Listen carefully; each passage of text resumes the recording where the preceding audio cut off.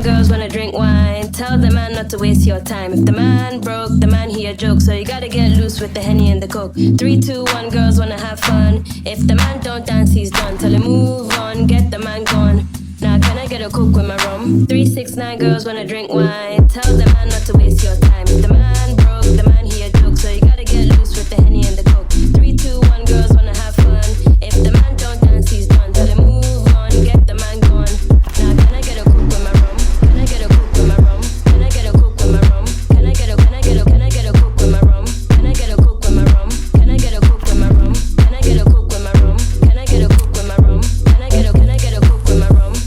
Can I get a Coke with my rum? Can I get a 3, 6, 9 girls wanna drink wine. Tell the man not to waste your time. If the man broke, the man he a joke. So you gotta get loose with the Henny and the Coke. 3, 2, 1 girls wanna have fun. Welcome in early heads, welcome in early heads. Let's fucking go, baby. Get the man gone. Now can I get a Coke with my rum? 2, 4, 8, some boys wanna hate, but you can't even contemplate. We all down, the best in town, so you gotta get lit to the champion sound. 1, 2, 3, check a fake ID. Shit, you can't even drink with me. You can't hang, you got no plan, so you gotta make room now for the next man. 3, 6, 9 girls wanna drink wine. Tell the man not to waste your time. If the man broke, the man he a joke, so you gotta get loose with the Henny and the Coke. 3, 2, 1 girls wanna have fun. If the man don't dance, he's done. Tell him move on, get the man gone. Now can I get a Coke with my rum? Can I get a Coke with my rum? Can I get a Coke with my rum? Can I get a Coke with my rum? Can I get a Coke? OJ Romax starting us out with that beautiful 4 months. Let's fucking go, baby. Can I get a Coke with my sub, baby? Yay! Can I get a Coke with my rum? Can I get a Coke What's up, with my what's rum? up? Can I get a Coke with my rum? Can I get a Coke with my rum? Can I get a Coke with my rum? Can I get a Coke with my rum? Can I get a Coke with my rum? Can I get a Coke with my rum? Can I get a Coke with my rum? Can I get a Coke with my rum? I know you're not the best with words, but you need to think before you speak. Today we're going very, very girly because going girly is going hard. Let's go. Don't mean I know you're not the best with words, but you need to think before you speak. Although you're trying to be honest, you always say things you Aye there. don't mean.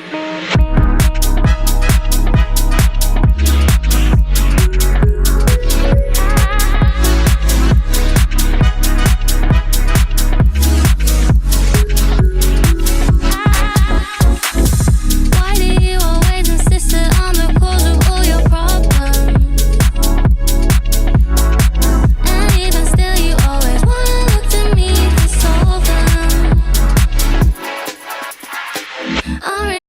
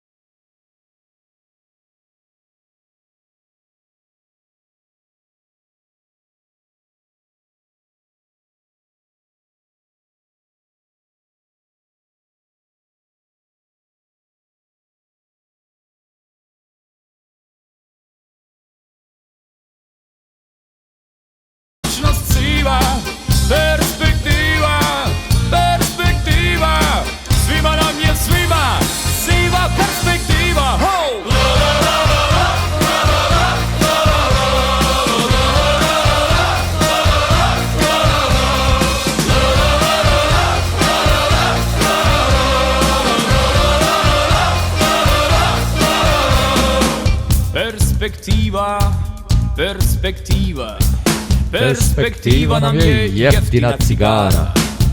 Perspektiva, perspektiva, perspektiva i zrak stona piva.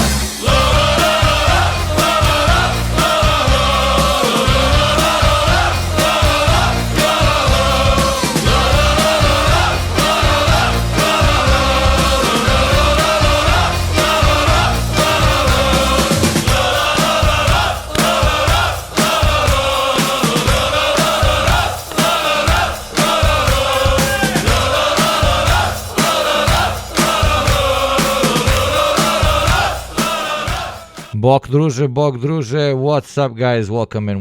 There's a reason this song is a generational song, unironically a generational song. At this point, it's very cliche because it's been commercialized to an insane level. It's got 53 million views, if you can believe it. 53 million views from what at that time was an incredibly niche alternative band coming to us from, I believe, Serbia. Yeah, but from 14 years ago. Yeah, dude. This was this song went under the radar for 4 or 5 years and then absolutely blew up. It's really good. I mean, it blew up because it's Merry Belated Reef Mass. Oh yeah, it was 420 yesterday. Happy 420 belatedly to everybody that enjoyed that wonderful day. It was a generational song because it taps in the exact problem that most of us had, which was that we lacked perspective. But perspective means something different in Serbo-Croatian. It's not like perspective like as if we lacked the ability to see our own potential, but that we lacked any potential. So perspektiva in Serbo-Croatian is prospects, I guess, in English, or potential. And basically the majority of the song is about how our prospects are beer, cigarettes, playing soccer in debilitated stadiums, and listening to music and saving up for a new refrigerator. It's you know how there's British humor where there's Balkan humor, and Balkan humor is basically, yeah, it all sucks, but we'll enjoy it anyways. It's not optimism. That's the difference. It is 1,000,000% black-pilled, but it's the embrace of the black pill, of the black reality as reality. It's something that cannot be changed, but it has to be coped with. That's how I see it. So it's definitely not very progressive in the means of having the forethought to change things, but it's also definitely not pure nihilism. So it's how in the West you naturalize capitalism as if it is the status quo. As if the current status quo is just the way the world is supposed to function as, right? You know how you do that? Well, in the Balkans, we naturalize poverty and war and grayness as okay, this is just what existence is here. So there's a certain level of self-orientalization because we're there are much better places in the West than the East. But we don't have the ability to create those better, places that are on that level. But we're also not going to just sit and complain about it. We will embrace it. How to explain it?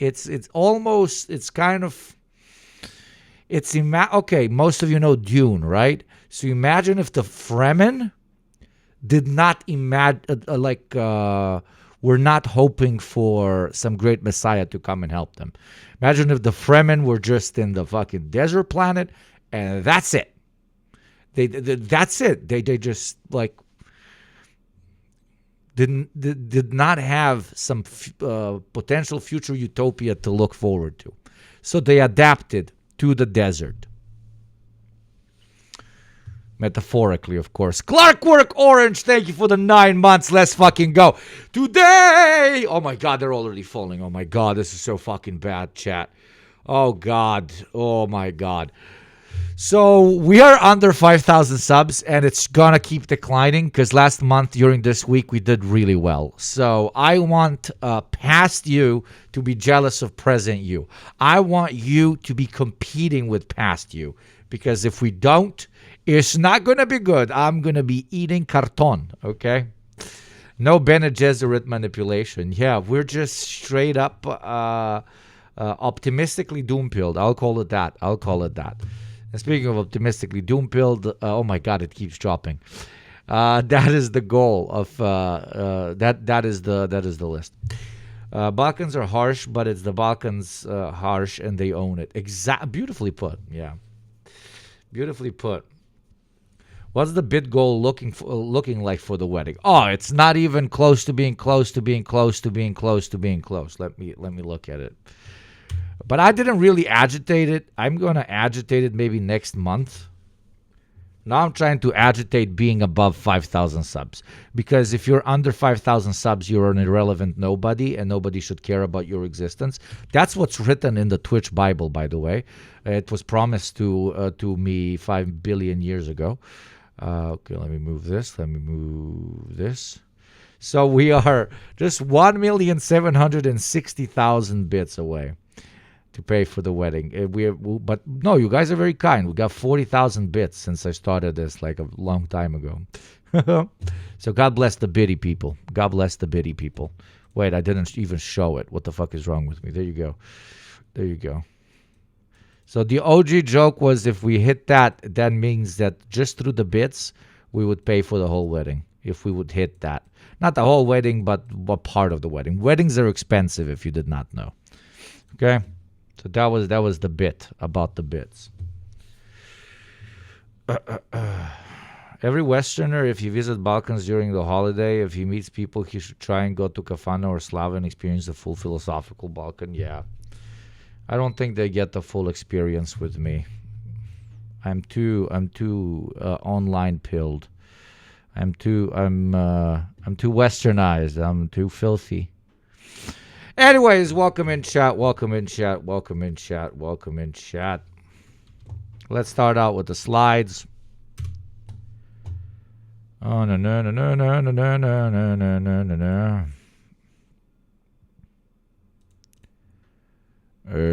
Show film strip.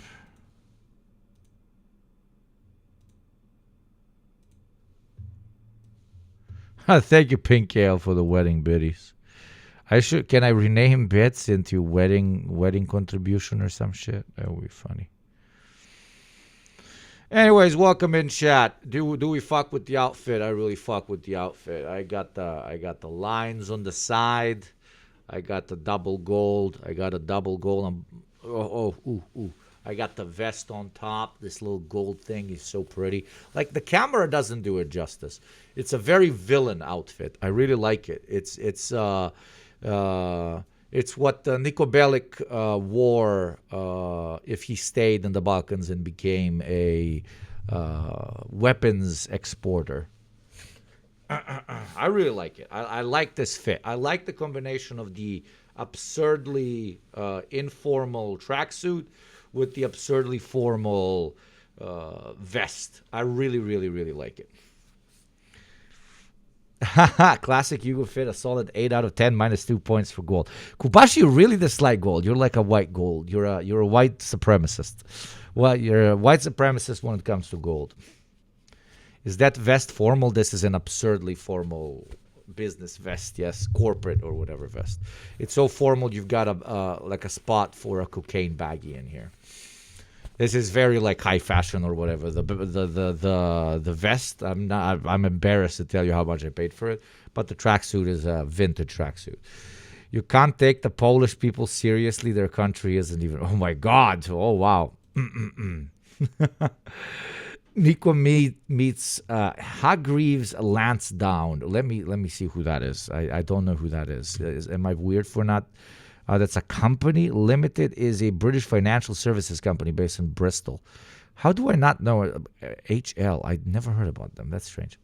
Thank you, Synecdochic. Tam tam tam tam. Chat. My girlfriend taught me how to say a new word. Debilas. She said that's what I am. She's so sweet. No, debil. Debil. Debil. Debil. Okay? You somehow managed to be such a debil that you mispronounce the word debil. Okay?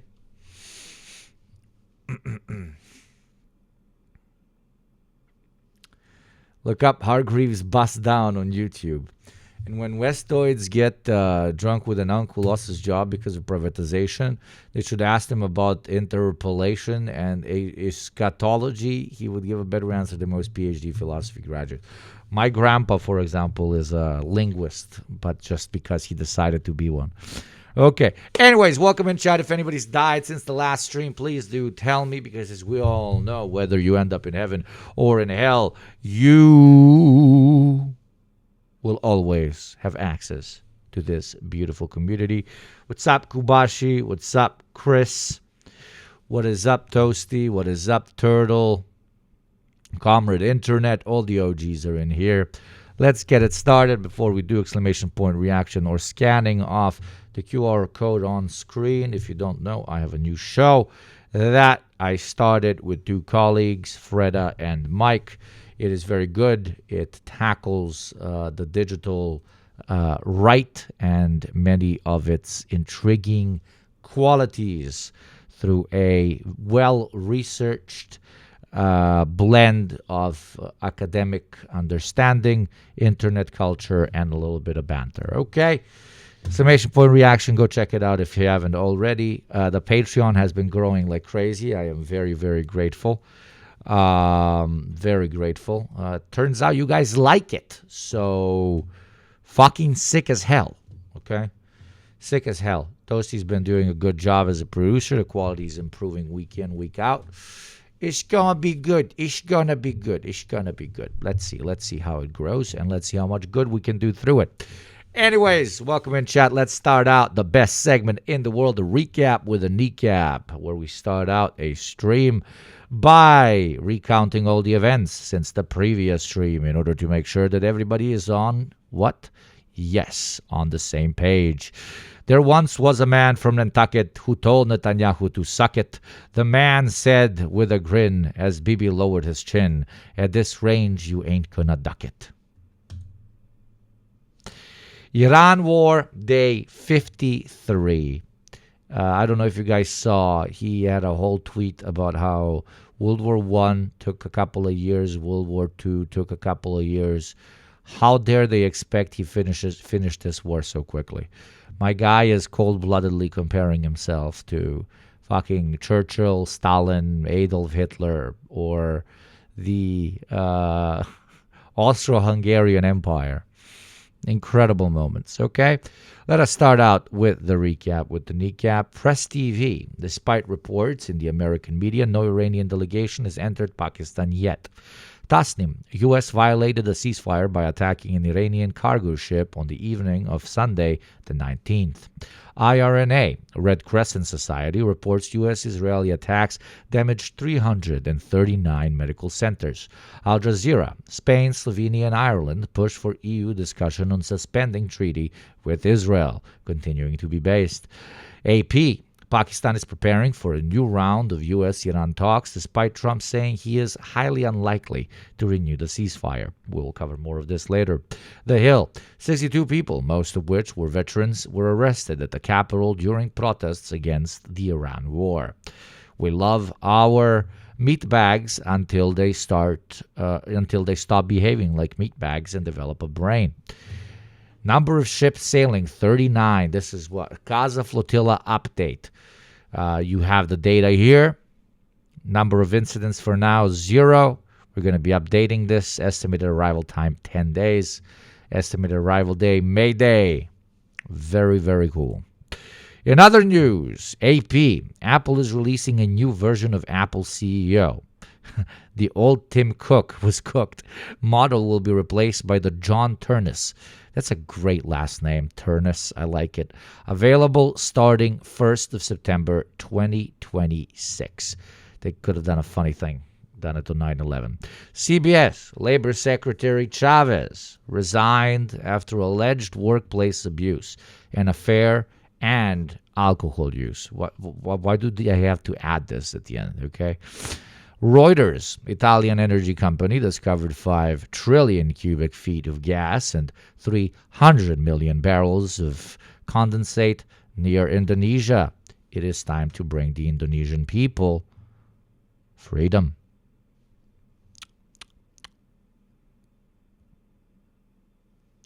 Absolutely incredible graphic design. I couldn't help myself. Turnus sounds very evil sci-fi overlord. He sounds like Emperor Turnus. Like it's a great fucking name. 5 trillion is a stupid fucking number. I refuse to believe that that's a real number. Thank you, Barry, for dropping the links, you beautiful motherfucker. How's your boyfriend, Barry? How's your boyfriend? Oh, yeah, I almost forgot. We're on 0. The week has restarted. Last week, we got to 27 out of 30. Let's see if we can beat it this week. For Western taxpayers, your taxes are due! Westoids, your taxes are due! Eastoids, your taxes are due! Everyone. Or else, I will kiss you on your forehead and you will feel bad. Okay, next, other news. The Hill, Representative Chip Roy introduced a bill dubbed the Mamdani Act, or the Measures Against Marxism's Dangerous Adherents and Noxious Islamists Act. It's against the jihadi Marxists, very common amongst us, a very common school of thought in wider Marxism. It would allow for the deportation, denaturalization, denial of citizenship, or entry to any migrant that is a member of a socialist party, communist party, including CCP by name, or Islamic fundamentalist party. They really hate partying. Benevolent dictator Hugo. I mean, I am very benevolent, but that's only because I have the violent extended arm of my Cheka, of my NKVD, okay, of my KGB, of my internal secret police military apparatus, also known as my mods and Cuphead, which get very violent when oil does not flow, for they sustain themselves on oil, okay? Anyways, let's play 2 Truths and a Lie. The main way you can use your channel points in this chat, of course, as always, with the Yugopnik experience, to Gamba. So, let us spin that beautiful wheel of knowledge. Do you know the Orange Man or do you not? Guess which out of these 3 options is not true. We are starting by number 1, also known as A. I'm winning a war by a lot. Things are going very well. Our military has been amazing. And if you read the fake news, like the failing New York Times, the absolutely horrendous and disgusting Wall Street Journal, or the now almost defunct, fortunately, Washington Post, you would actually think that we are losing the war. That is A. B is, I have done more for the blacks than any other president in the history of our great country. Even more than the great Abraham Lincoln, who did very many things for the black people. We are winning like never before, and will continue to make America great again. I love B. I really wish B was true. C. The Iranian leadership has forced thousands of ships towards the United States, mostly Texas, Louisiana, and Lusku, to get their oil. Thank you very much. Which one would it be, brothers? Wow, is that a lot? That is a lot. Thank you very much for the 16-month streak, you beautiful Polak. Okay, vote, vote, vote, vote. You know how to vote? Oh my God. You know how to vote? You know how to vote? You know how to vote. Which one is not true? Which one is not true? A, B, or C? Put your money on that C. Put your money on that C. A lot of people vote A. A lot of people are insane and are voting B. Some people are insane and putting in C. Oh, come on. Why can't B be true, dude? Why can't B be true? Why can't B be? I love blacks. I do so much thing for black people. That would be incredible. Okay, so what is this one? And the vote is in. Of course, it's the blacks. Like, he's not that fucking, in your face. And don't blame me. Like, I hit the keyboard and it moved, but like 98% of votes were already in. First time. I think this is first time. Is this like the first time the chat guesses appropriately? Is this the first time that the majority of chat actually appropriately guessed? Well, congratulations to the new billionaires in chat. Let's see who the biggest losers were. The biggest loser is Toasty with 20,000. Please, Toasty Android. Oh, and Darkwing Cuck. Everybody point and laugh at Toasty and Darkwing Cuck. Last week's top Oilers were absolute legends. Okay. They get their rewards. It was Crisco 86.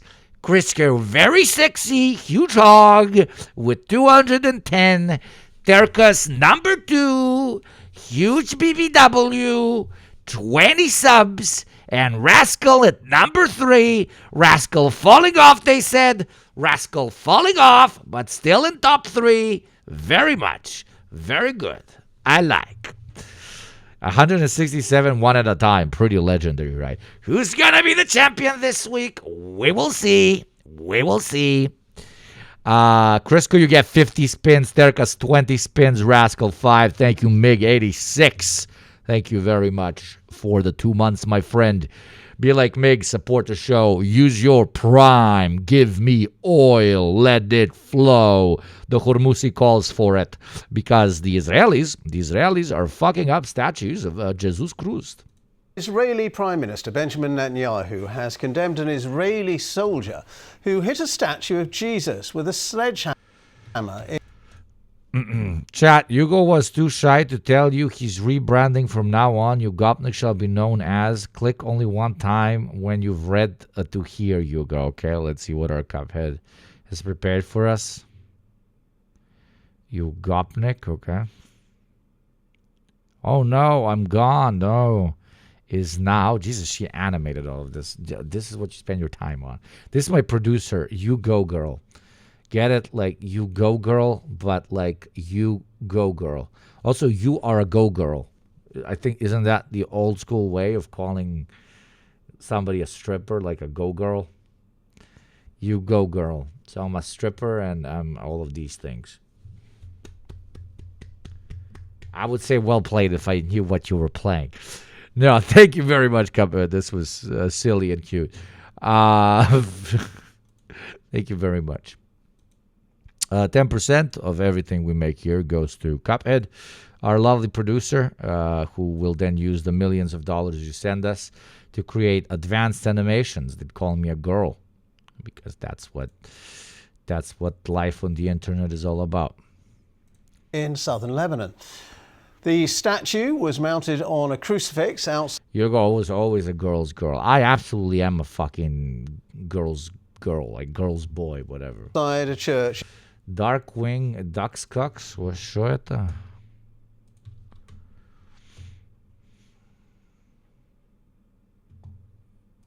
Load internet, please.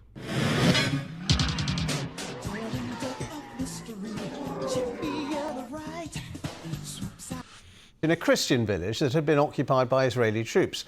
Mr. Netanyahu has said he regrets any hurt caused to Christian believers in Lebanon and around the world.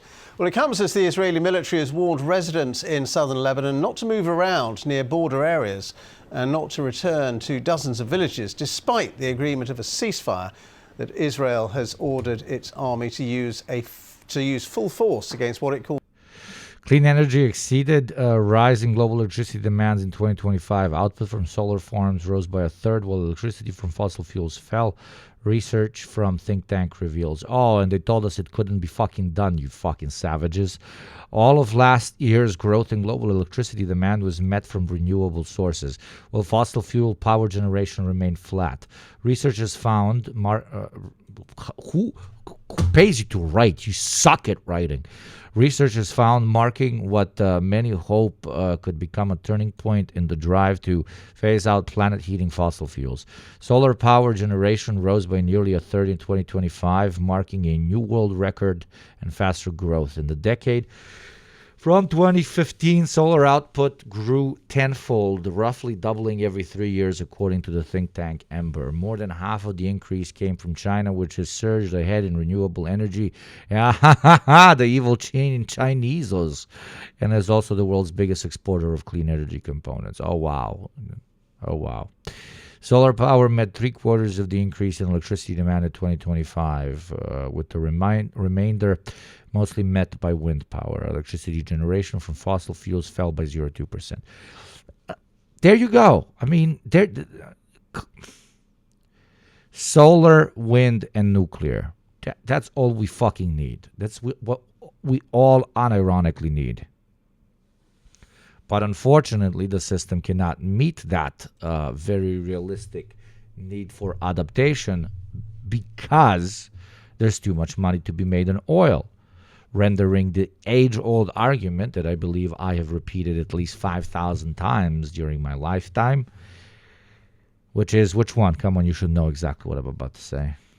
I'm like a parrot on this one.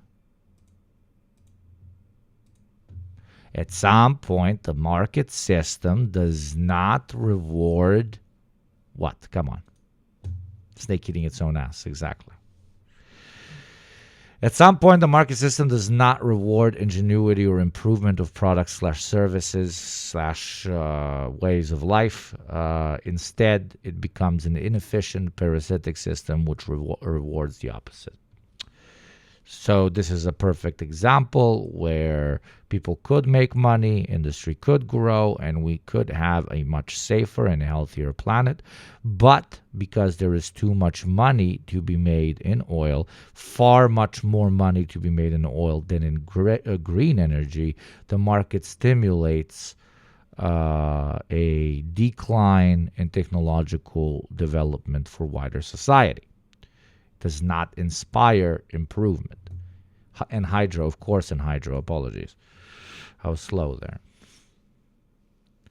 But why would we do that when we have oil? Exactly. That we can less sell, which is then sold to the wider public as a national interest because the United States of America, for example, has a lot of oil, because Russia has a lot of oil.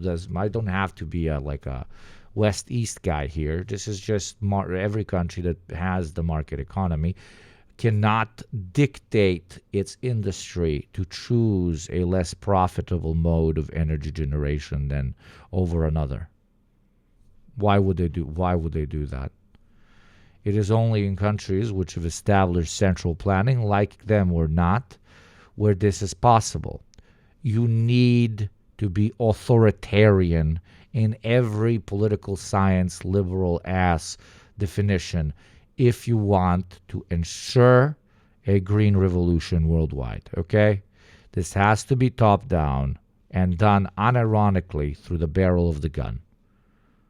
You don't want to adapt? Okay, terrorism charge, 50 years in jail.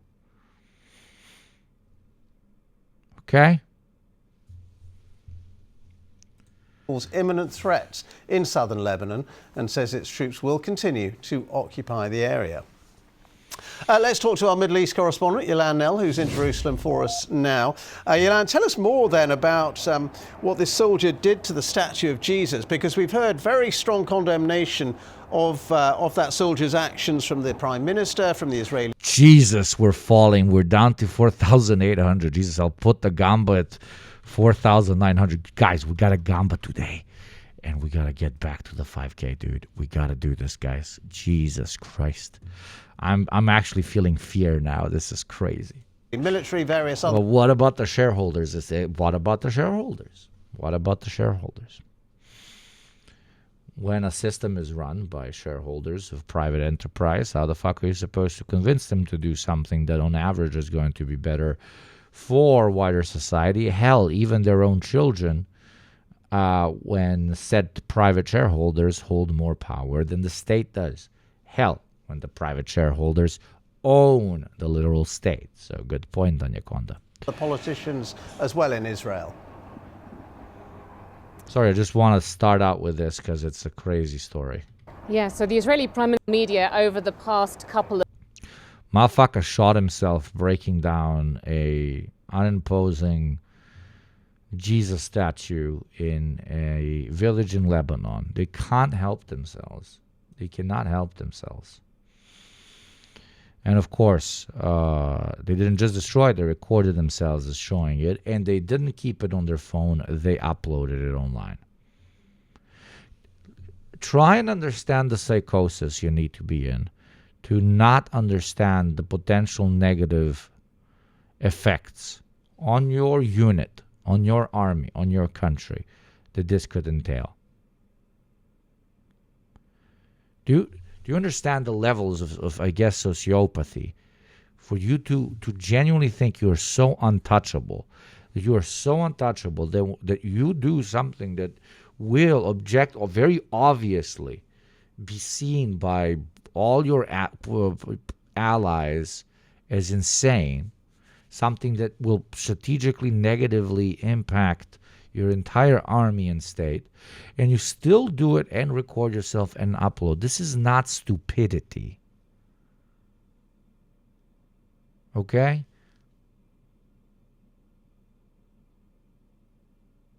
This is the gall that Zionists have. This is the cockiness that they have. They believe they are completely untouchable. That's why they've been uploading for so long. During the Gaza genocide, now, before. Because they genuinely think, what's the worst that can happen? Israel is untouchable. We are God's people. And we can do whatever the fuck we want. I did this analysis like fucking 2 years ago in that OG video about war crime influencers.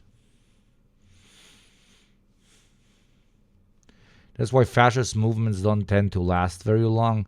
It's a very good point, because usually when you have a developed fascist state, quote unquote developed, I mean a state in which fascism has already taken root, a particular thing happens. You start confusing the bubble that you live in for the rest of the world. So because the only type of conversations that you are exposed to are ones that praise you as a, Ubermensch and as an untouchable force, called upon by God to enshrine his law upon the land. So I'm talking, doesn't matter which fascist movement it is. You forget that there are people that exist outside of that bubble and that will react very, very, very, very, very, very, very negatively if you behave with them the way you behave back inside of your fascist bubble. And this position between those two is usually what causes the world to look at them as the psychos that they are, because they end up behaving the way they do in Gaza somewhere outside of Gaza.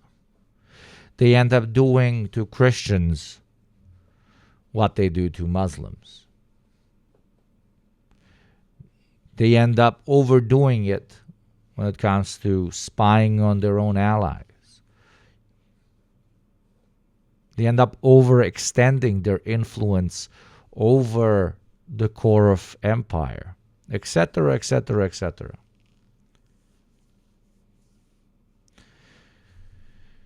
Which then, snake eating its own ass, leads to the piling of contradictions on top of one another, one on top of another, and we get what we get. The U.S. and Iran are now both enforcing blockades on the Strait of Hormuz with attacks on commercial vessels.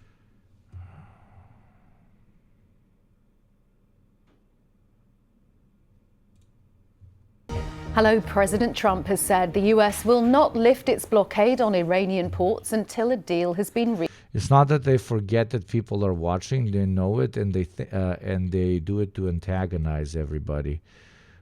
Sometimes it is in order to antagonize everybody, but often it is this tunnel effect that they get from having lived in a society that praises stuff that in other societies would be perceived as completely barbaric. So their material conditions, the system that they're raised in, the ideology that they are fed in, does not paint doing that shit as weird. It's like imagine the whole world as like one big what do you call those where you leave your kids and they take care of them? One big kindergarten, right? It's one big kindergarten. And, the teachers see all types of very young kids, like 4-year-old, 5-year-old kids, and you can immediately kind of guess what kind of parent raised which type of kid at that age, 4 or 5. You really can. So some of the kids are pretty chill. Some are more prone to being annoyed. Some are very, sad and soft and weak, and some are aggressive as shit. And when they do the insanely aggressive shit, they don't consider it to be different as compared to picking up a spoon or going for pee-pee time or doing whatever else, because that's the only thing they know. Violence to them is normal, quote unquote, normalizes you kids in my beautiful kindergarten of Yugatnik chat like to say. So in this kindergarten of geopolitics, the Israeli is absolutely fucking unhinged, because back home in front of his parents let him do whatever he wants. He is always preschool, daycare, there you go. His parents let him do whatever he wants, aka the metaphor here is the Israeli state. And when he goes to the kindergarten, to the preschool, that kid starts really fucking up other kids, but in front of a teacher.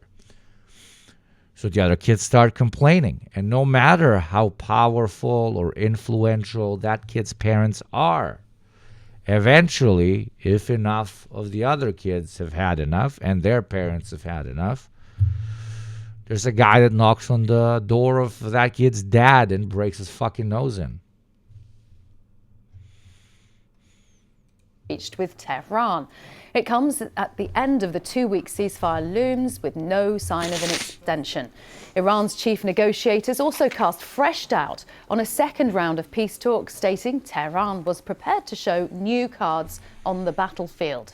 We are reaching the first hour. I call upon the first taxpayer of the entire week who's going to have the audacity, the balls, and the courage to drop the first Western tax. The first tax in general, we've had no tax today.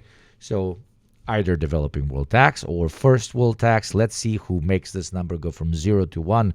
I know the first one is always very embarrassing, but it can also feel very powerful because you are who turns on this beautiful diesel engine of a show of ours. Thank you for your consideration. The US Vice President J.D. Vance, who's due to lead the American team in Pakistan, is said to be preparing to leave Washington soon. Of course, the ceasefire was going to break. They are forcing the Iranians to accept stuff as if the Iranians are the ones on the back foot. They're not on the back foot. They have masterfully played this conflict, and they are going to milk the American cow for every last fucking drop, even if it means further destabilizing their own state, even if it means potentially long-term losing the war.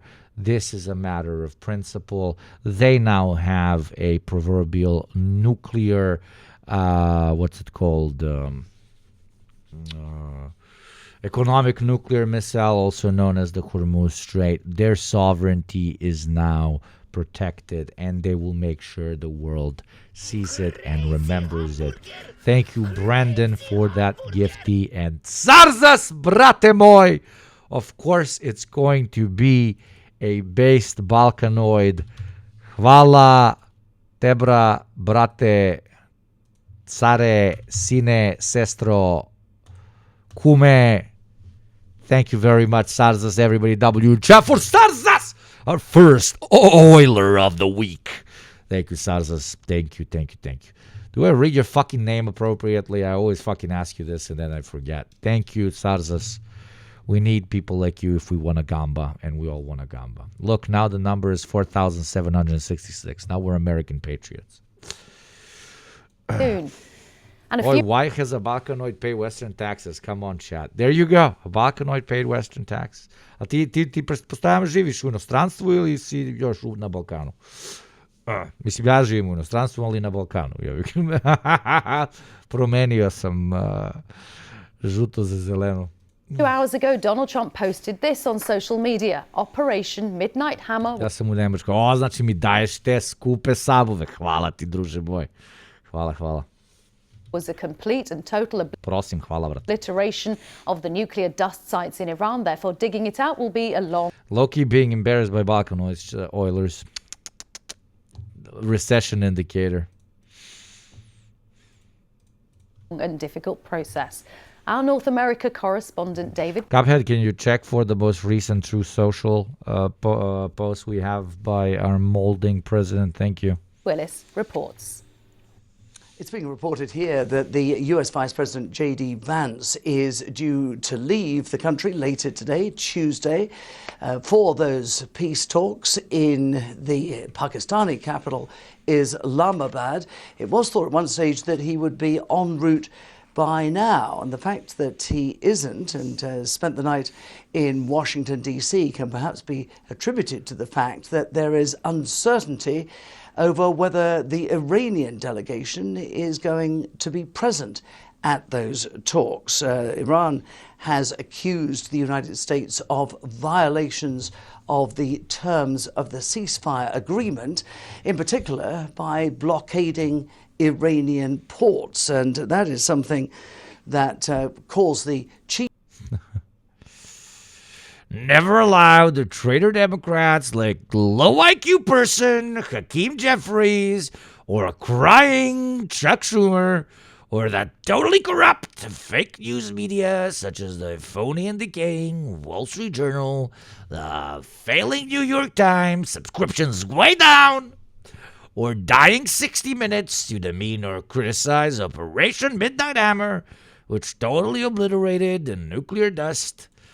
Locations to the point where bloodthirsty Iran has been unable to get it or dig it out. Space Force has cameras, whatever. Has cameras. That's satellites, not satellite footage. My Orange King is calling it cameras. Or dig it out. Space Force has cameras on every inch of the 3 sites that were so brilliantly hit that June. I love how he really needed to shout out Space Force there. Thank you for your attention to this matter. Thank you, sir, officer, sir. Pretty good shit. chief negotiator on Iran's part to take to social media last night to say that President Trump was in his Oh yeah, he's been doing really, really bad. He's been spamming Truth Social last couple of days. My guy's not doing okay. You just know that he's struggling when he's doing that. You know that he's struggling. his words, seeking to turn the negotiating table into a table of surrender. Iran doesn't negotiate under the shadow of threats, that social media post concluded. Lifting that US blockade on Iranian ports could prompt the Iranian delegation to return to negotiations in Islamabad. But in a social media post of his own, Donald Trump said that the blockade would remain in place, as he put it, until a firm deal, a long-lasting deal, was reached with Iran. Mr. Trump, of course, is eager for a deal. He doesn't want to see another rise in oil prices, and he wants to see the Strait of Hormuz reopened.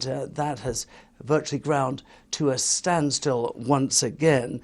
The US also wants Tehran to hand over its enriched uranium supplies, and that is something that Tehran has said is non-negotiable. So it does seem that the maximum that Iran is willing to give is less than the minimum the US is demanding. All this and still uncertainty surrounding a next stage of peace talks, with the clock ticking down to the end of that ceasefire agreement. David Willis, the BBC's chief international correspondent Lise Doucette's been telling me about the Iranian position on entering negotiations. She's reporting from Tehran on condition none of her material is used on the BBC's Persian service. These restrictions apply to all international media organisations operating in Iran. In public, Iranian officials say that so far, and they emphasize so far they haven't made a decision as to whether to go to Islamabad. In private, officials tell us that they do want to continue the negotiating track, but only under the right conditions and at the right time, even before the incident in the Strait of Hormuz on Sunday, where for the first time in this crisis, the US Navy fired on, boarded and seized an Iranian vessel. Iran was saying that it didn't want to resume talks while the US naval blockade was still in force. It's also concerned about what was yesterday. What am I eating? Chocolate. White. Wait. Let me show it to you. It's magnificent.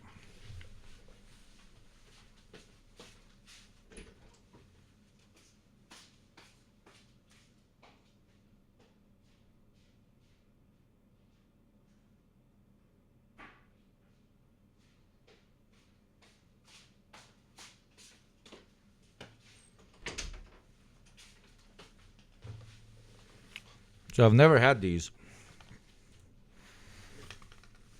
I've never had these before. They were brought to me by my aunt from Switzerland. I've had Toblerones, but not yellow ones, white ones. See, they look like triangles.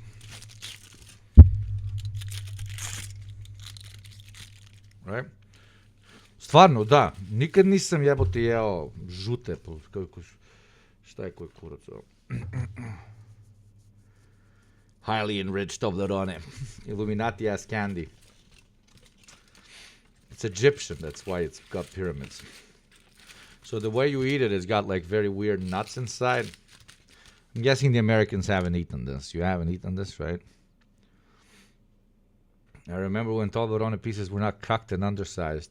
Dude, it's a recession indicator, dude. All the Toblerones now became very tiny. Look how big this one is. So you just, whoop, you take a piece off. And you eat it, and, you know, just sold in a cube instead of a different thingy.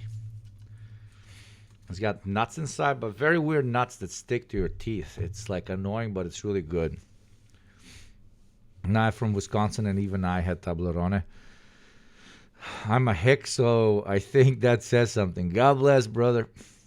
Break inward, not outward. Oh, my God. Damn, even chocolate too brown for the Swiss. Toblerone were at the dome point, proper pyramid shape instead of these flat things. Yeah, at some point. They were. I don't know, this was always like a rich people candy back in the day. You know what was the proper rich people candy because it was small and it tasted amazing, but it was expensive? This.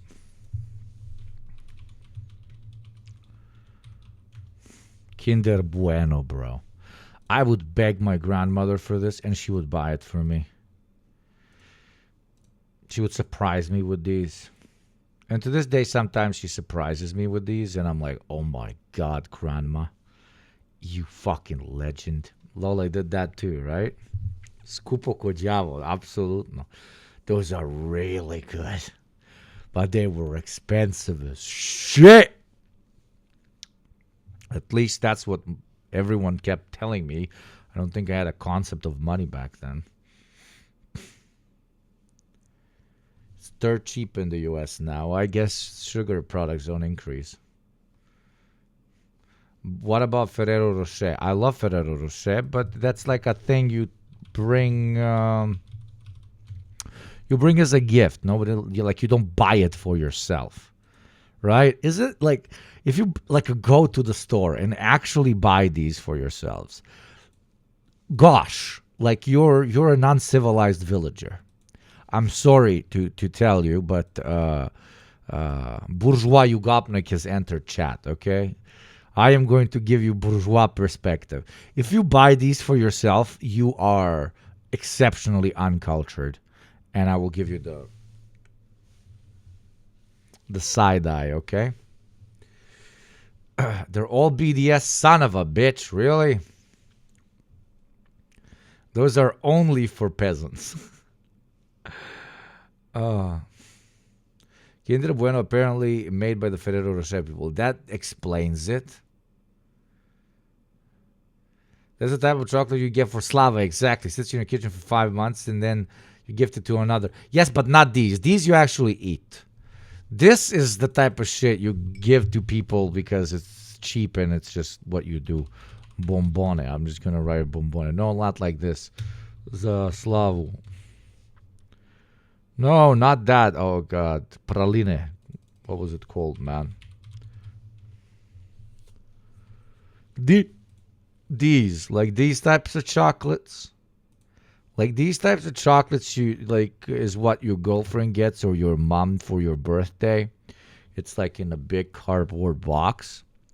Or for some like religious event or celebration that you might have in your tribe or whatever. But then you never eat them. They just stay there for like 6 months. And then when you go to another person's religious celebration or birthday or something, you take it to them.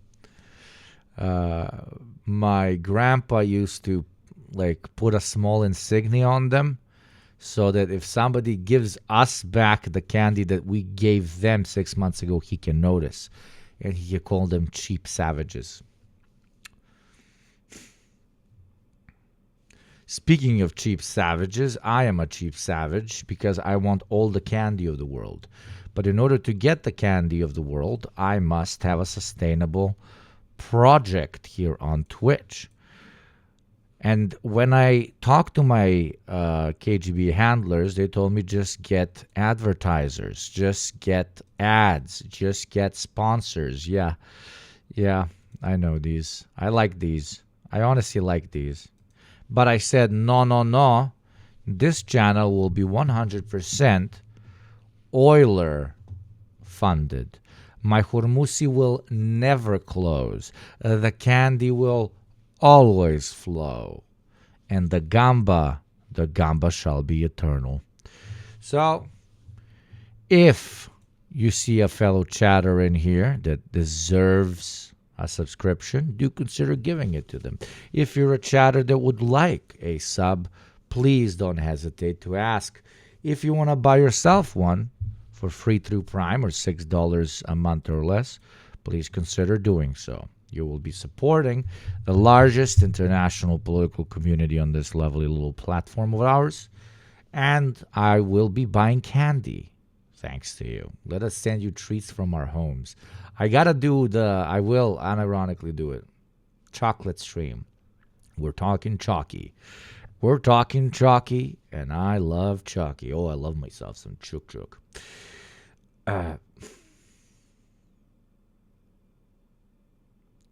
But you want to see like super overpowered, extremely Cam Witch. Let's go with the 5 developing world chatters. Let's go. Oil. Purple chat. Purple chat. Let's go.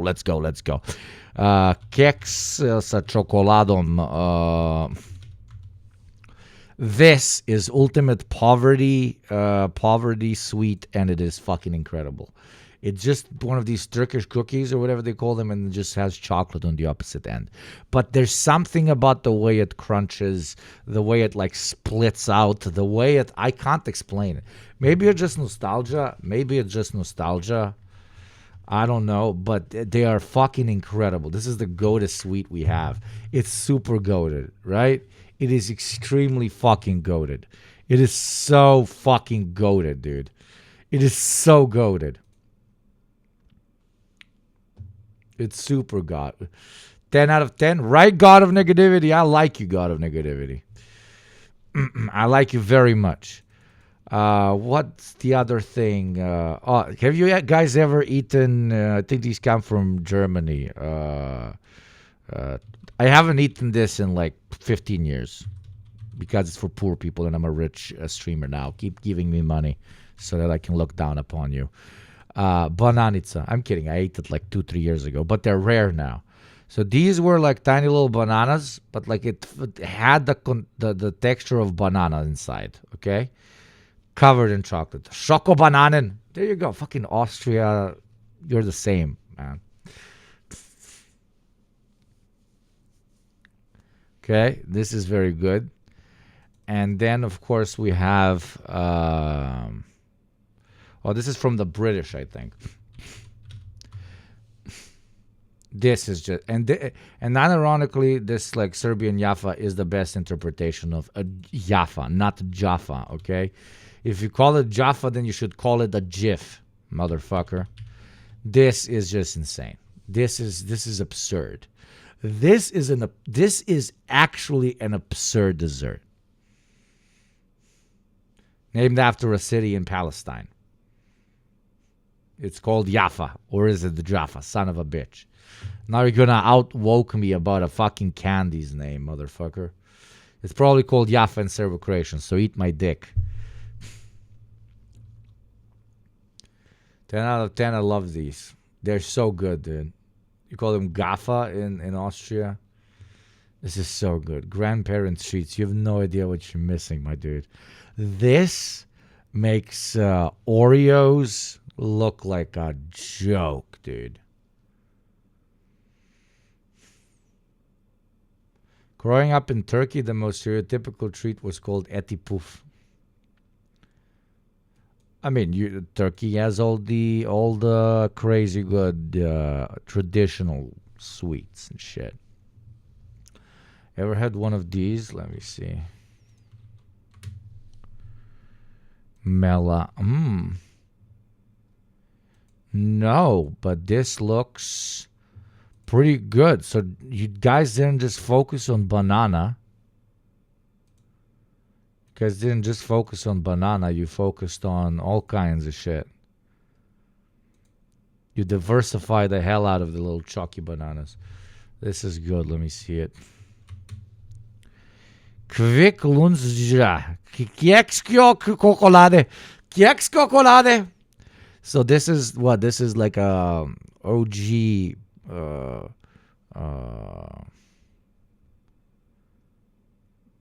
Kit Kat. Cuphead's telling me to go back online. Like when we were talking about the news, we had 250 viewers. Now we're talking about chocolate and we have 350.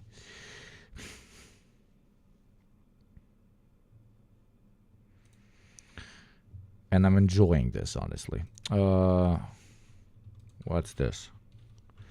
So wait, do these taste the same as Kit Kat, or is there something additional to it? I guess that's why they had to call it Kit Kat, because they couldn't call it Keks Chocolade Quick Klungskinking. Keks Chocolade Quick. No, they are better.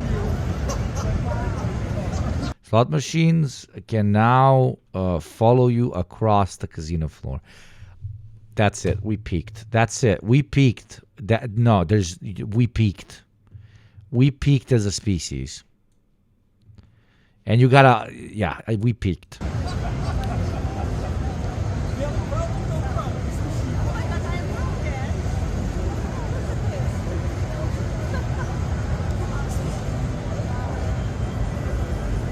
But then can't I like convince her to just leave with me and just have it at home? That's probably the next, I mean, that's the future of casinos, having it in your phone, which already exists, obviously, but especially because it's not as sanctioned. Yesterday, another stream of social media posts and interviews by President Trump where he veers from military threats against Iran and then declaring that a deal can be done. I can take you away from all this. You got me to the slot machine. Listen, they don't appreciate you here. I have a whole community of communist gamblers that will fucking love you. You would stand behind me and we would bet subs. It would be ethical. Thank you, Nickel Pickle. Thank you very much for the sub, Nickel Pickle. As a child, I had too much Eurocreme. Everybody did. You slotnik.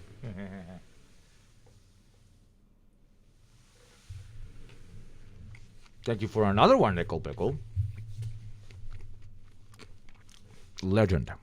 In a day, Iran feels that President Trump is trying to exert even more pressure. And you saw that in posts both by the lead negotiator, Mohammad Bagher Ghalibaf, and the president of Iran, Masoud Pezeshkian, saying that they wanted to negotiate in a calm environment, but that they wouldn't surrender to threats. I mean, you have to bear in mind that President Trump pulled out of the last nuclear accord in his first term.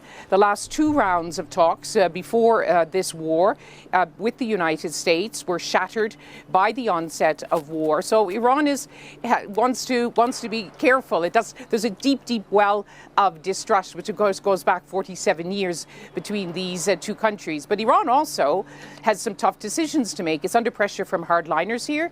They don't want to make many compromises, and yet compromises will be needed if there is a deal to be done. So there are pressures from all sides. Lise, President Trump says the naval blockade by the US of the Strait of Hormuz is costing Iran $500 million a day. He says that's destroying Iran.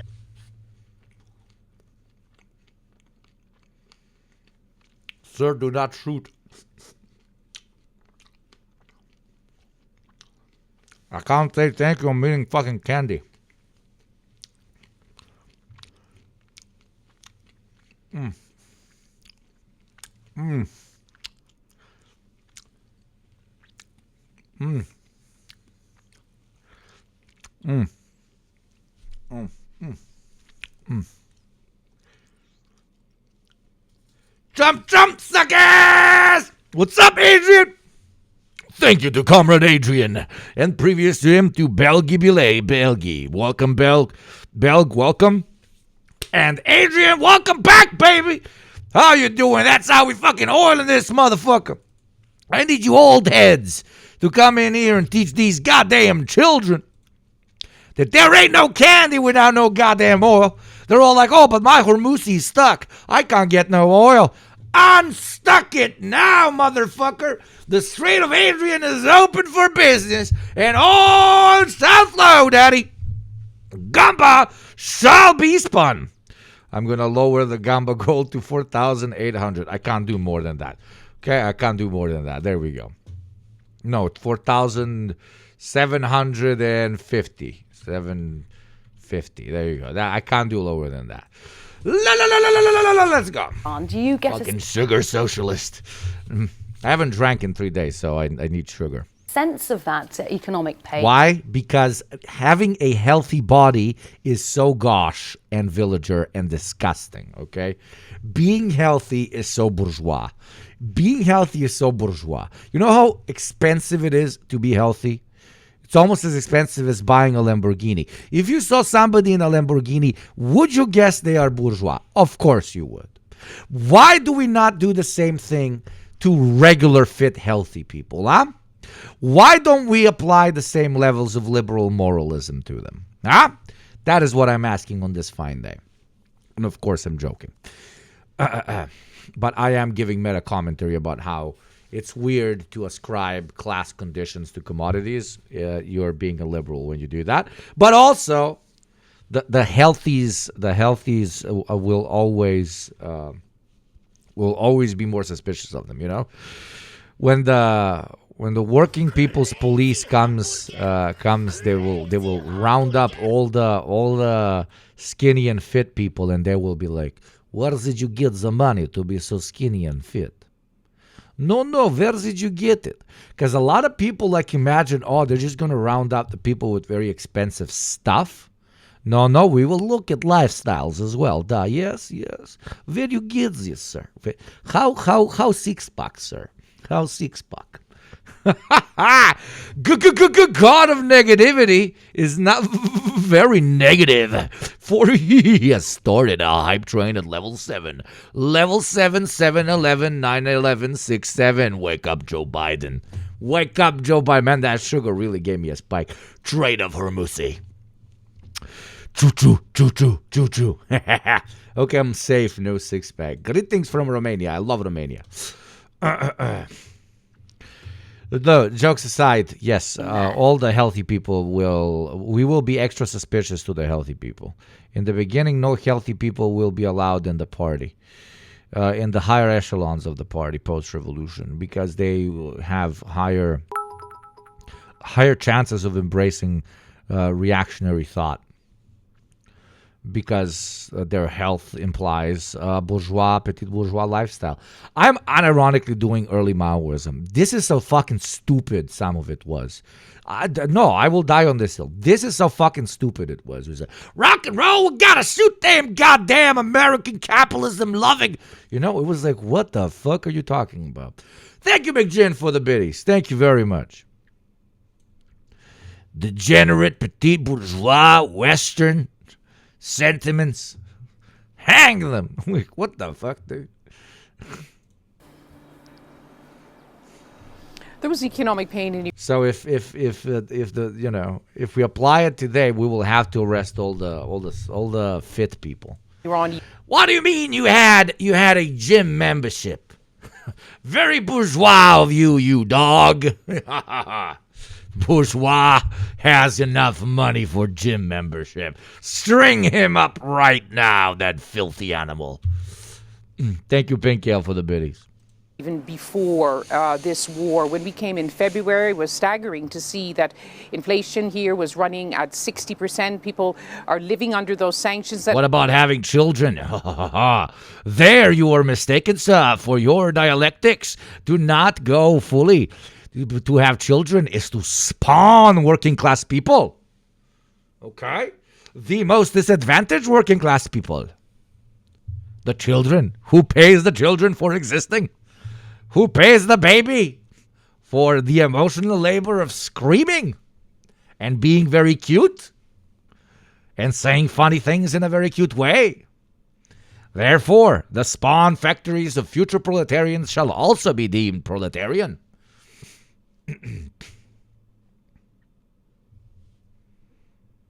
There you go. This is how early Maoists, when they did some of the particular purges, this is how they unironically did it. I'm not talking about, not purges, how they set up aspects of culture which are deemed reactionary. That's unironically. They were just winging it. It was extremely silly. Goose This hype train is filling up the Hormuzzi so good. You guys hear the Hormuzzi? Can you hear the Hormuzzi? Wait, be very quiet.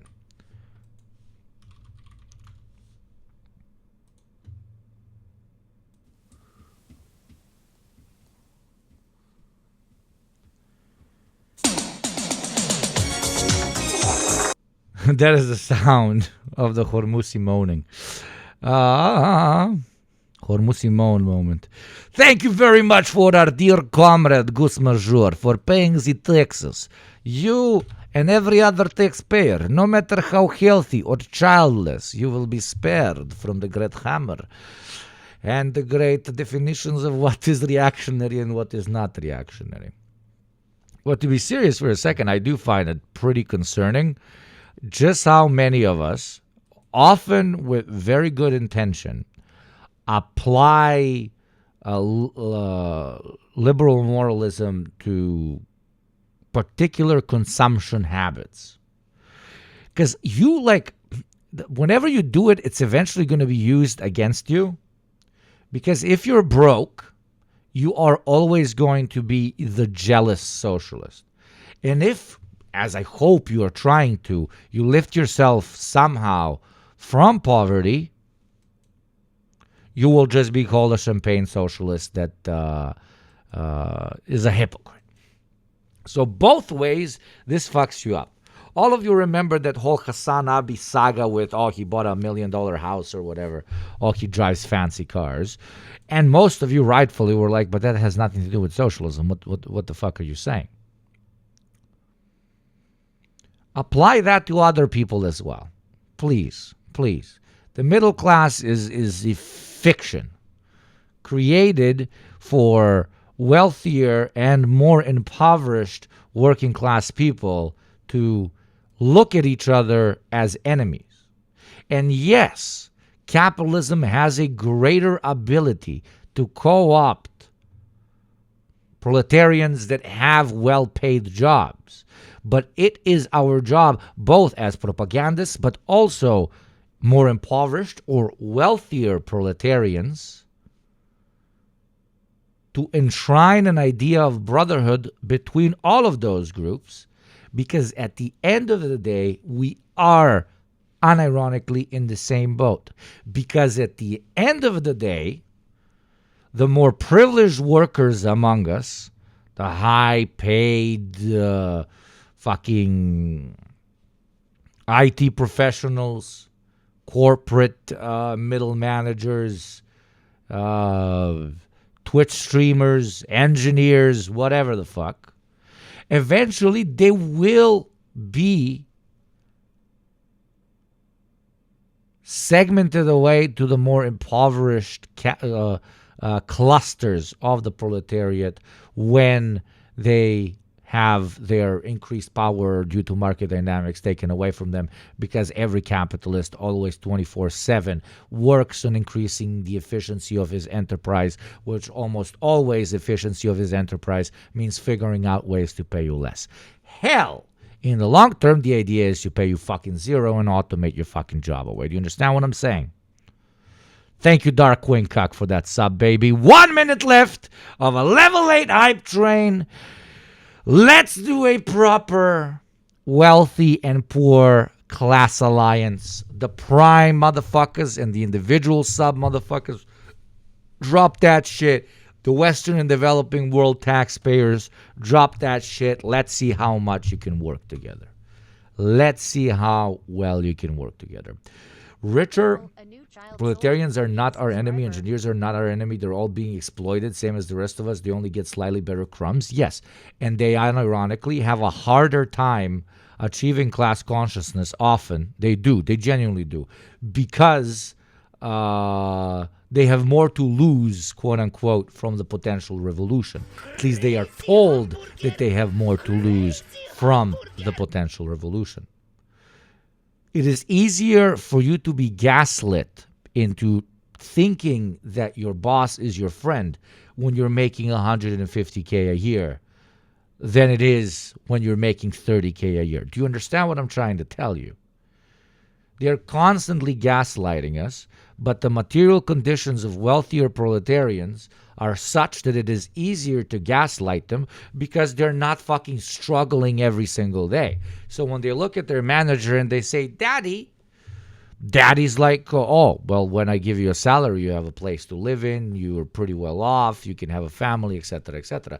But while the guy on $30K a year, I'm talking American standards here, of course, looks up and says, Daddy, he doesn't look up and say Daddy, because to him, in this allegory, Daddy is an abusive piece of shit that doesn't even feed him enough, doesn't even give him enough of a caloric intake.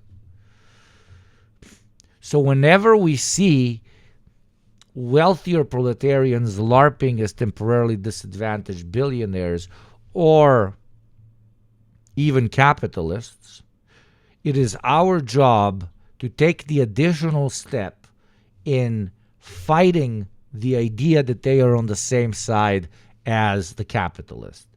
And that is by reminding them that no matter how much they pay you, my friend, this at least works for me, no matter you make $400K a fucking year or some shit, you probably make your boss $5 million.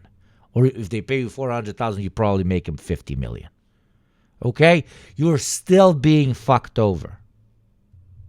So you cannot be friends with somebody who considers you their fucking servant. If they considered you a friend, if they considered you family, they would give you an equal piece of the fucking pie. But they don't, do they? Quote unquote rich boy.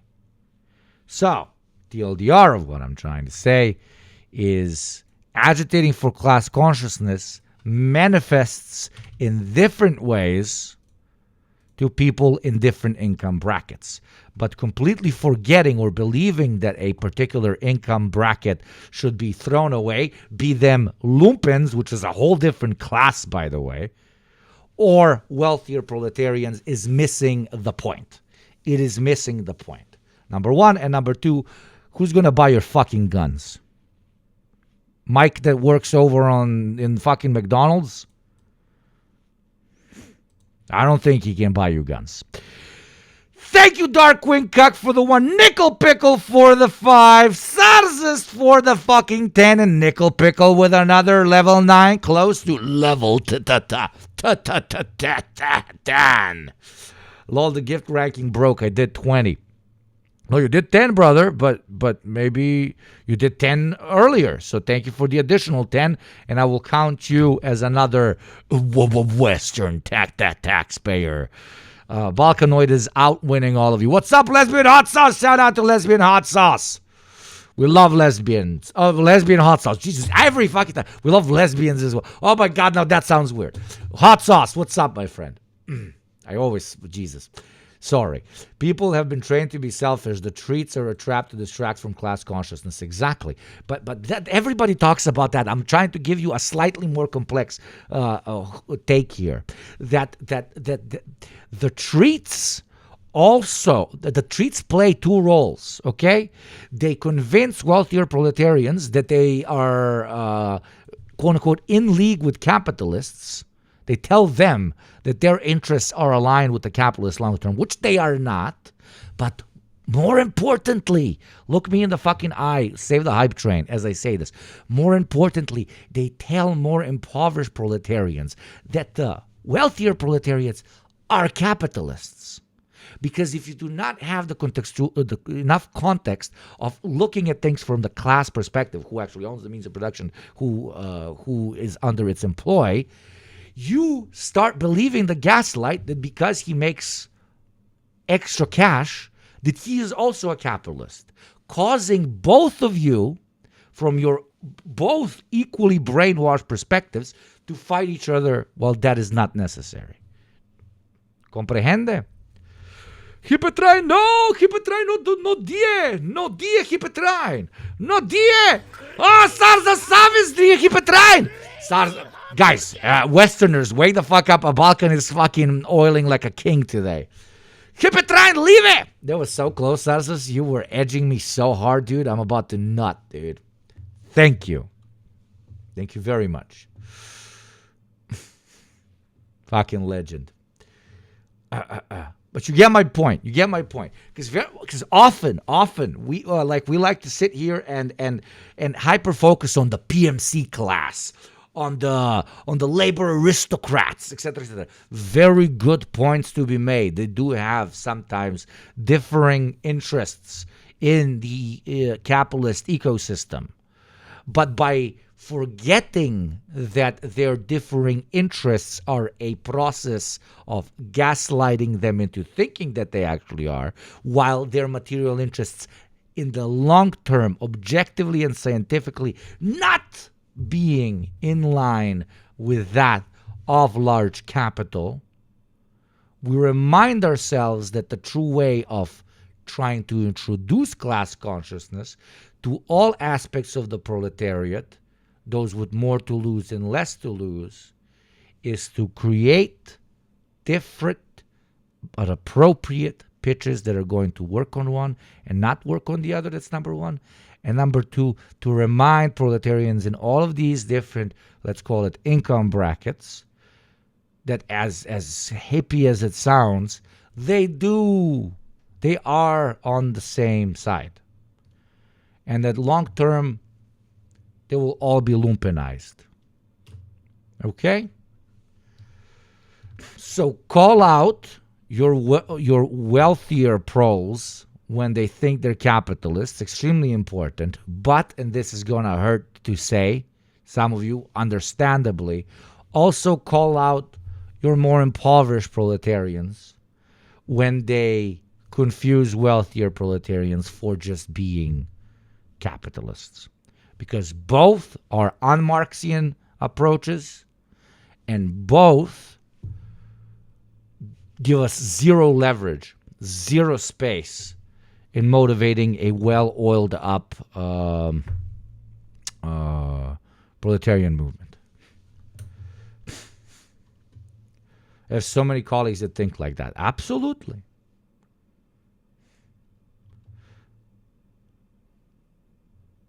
So, do we agree with my take, or is it a stupid take? I think it's a good fucking take.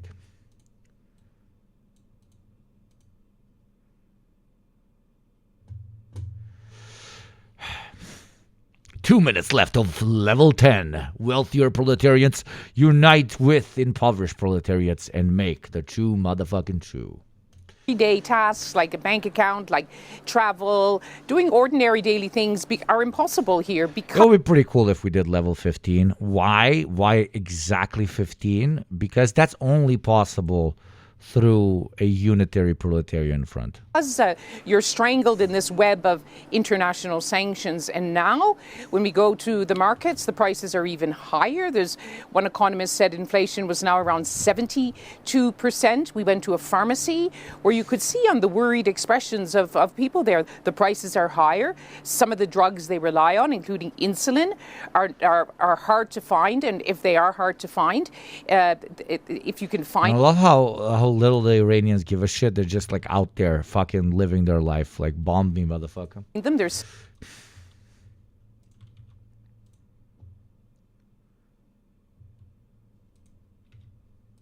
still expensive, and some imported brands aren't entering again because of the sanctions. Iranians want those sanctions to be lifted. I feel like I listened to you way too much. I was listening to the reaction pod on my drive back from work, and now I'm chilling in the chat. We should stop seeing each other like this. Lol. Hey, we can take the extra step. Don't worry. You can move in.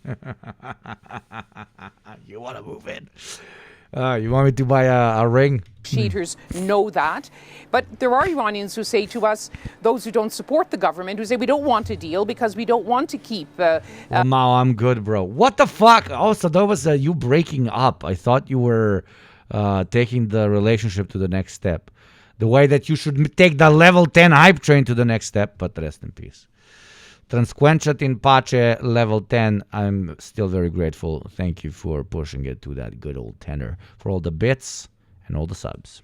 This order in place, and yet someone at a fruit and vegetable shop said to us as we talked about the higher prices, he said, I don't want there to be a deal because I want to inflict even greater pain on the United States. So it's a little there you go. It's called being a principled fucking country. Reminder of the and a principled nation. Churn of emotions and the different directions in which this country is pulling now. Which I'm not doing any metaphysics of like, oh, the culture of Iranians makes them more principled. No.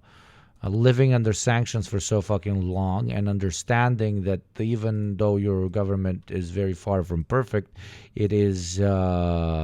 the sanctions that have caused you so much suffering, and refusing to just forget that fact and sign a deal with the devil is what makes them phenomenal. They are phenomenal because of the amount of suffering that they've had to go through. Okay? And any Iranian that is willing to sign a deal with the United States, even at the cost of their sovereignty, no matter how much they dislike their current government, is under every definition known to man a traitor. Are there Iranians that want to change their government because they just dislike their government and they want to replace it with a sovereign alternative? Yes, and they have every right as a sovereign people to do so. But to cooperate with a foreign entity which wants to see you basically wiped from the face of the earth in Washington and in Tel Aviv, collaborating with that has no excuses 100% of the time. And Lise, you touched on tensions, even splits in the Iranian leadership. Tell us a little more about what you know about what's going on that we can't see. Well, you can't see it even if you are here. I think it. Remember the chanting in Yemen saying, "Make it a world war, we wouldn't care." I mean, Yemen has been in a world war for so long. To them, there wouldn't be any fucking difference. You know, that's the old joke. Some people watch the apocalypse on The Walking Dead through their HBO subscription. Some people have lived their whole life in what we in the West would call an apocalypse. would be too strong a word to say split. Just without the cool shit. We have seen the disagreements, if you like, emerging in what is said on different media aligned to, for example, the Islamic Revolutionary Guard Corps, the powerful forces who, by all accounts, are the ones who are literally calling the shots in this war. But at the very top, the new leadership, which has formed after those multiple high-level assassinations during those weeks of war, they have some very clear ideas about where Iran sits, how Iran sees the future of its nuclear program, what the fate of the Strait of Hormuz, which Iran doesn't want to give up. It now sees it not just as leverage in these negotiations, but long-term leverage, also an economic lifeline to get out of the stranglehold of sanctions. Man, I can't believe nobody's doing my particular brand of analysis because it's so fucking easy and because it's so fucking correct. The Strait of Hormuz is not only a lifeline for the Iranian economy, it's a lifeline for Iranian sovereignty. One could argue that they no longer need to develop a nuclear weapon because of how devastating the impact of closing the Strait of Hormuz is and can be to the rest of the world. Okay, why do you need a nuke? Because if you attack me, it's going to be devastating to the rest of the world. Why do I need a nuke when I have another thing that will cause immense devastation to the rest of the world if anybody impedes on my sovereignty? They already got it. They got the nuke. That's the Strait of Hormuz. It's the new nuke. It's a eco-friendly nuke. Actually, it's super eco-friendly because of... it's super eco-friendly because it stops oil from flowing. That's fucking funny. But you get my point.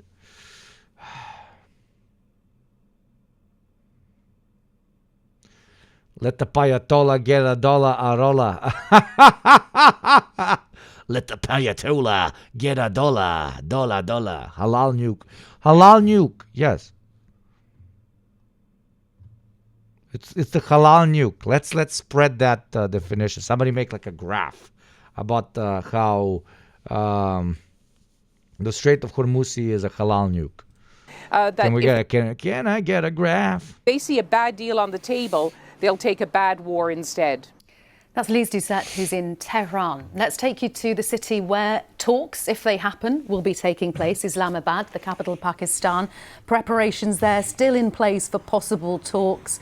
We've been hearing about security checkpoints and posters saying Islamabad talks lining the streets. Let's hear some more from our correspondent who's there in Islamabad, Caroline Davies. Caroline, how confident is Pakistan that these talks are actually going to happen? I think that is obviously the really big question, is whether or not we will see these delegations arriving here in Pakistan for these talks. Behind the scenes, we haven't had a huge amount of communication from the Pakistan authorities here about one way or another. I think quite often they're trying to let the two sides, both Tehran and Washington, be the ones that lead this conversation at the moment. They've been doing obviously a lot of intermediary work. We know that back channel has been operated by Pakistan for several weeks, and we imagine that is still ongoing at the moment. But we've been getting a lot of mixed messages, as we've heard from both Lise in Tehran, and of course as we've also been hearing out of Washington about whether or not these talks are going ahead from the Iranian side, saying that they have no plans. I'm just listening to the news for 1 minute and I'm not checking chat, and then I look at chat and it's Iran really said just stop the oil, Ayatollah, the nuke not made by beasts, gay of Hormuz, trans of Hormuz, envy of Hormuz, demisexual of Hormuz, trans that Hormuzi into an oil spout until the Ayatollah shouts me out.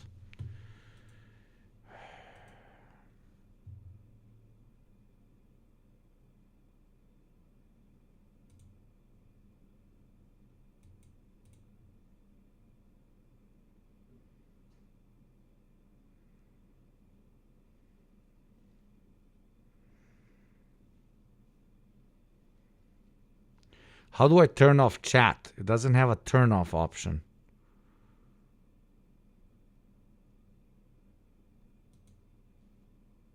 There you go. I cleared chat. Nice. To attend these negotiations and these discussions. Emote only mode. Great idea. There you go. Okay. I can finally breathe now.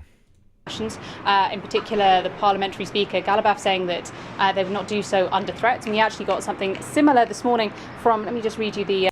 jealous chat is funnier. That's funny coming from a racist.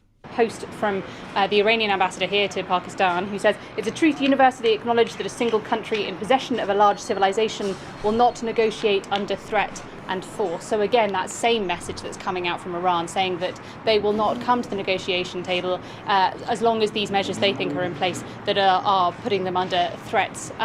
From President Trump's side, he has been talking about the fact that he doesn't feel any pressure to try to find a deal, but that also he thinks that a deal will be done. The big question, of course, is will we see people come to the table here in Islamabad? Pakistan. There you go. I got my peace and quiet. You can come back.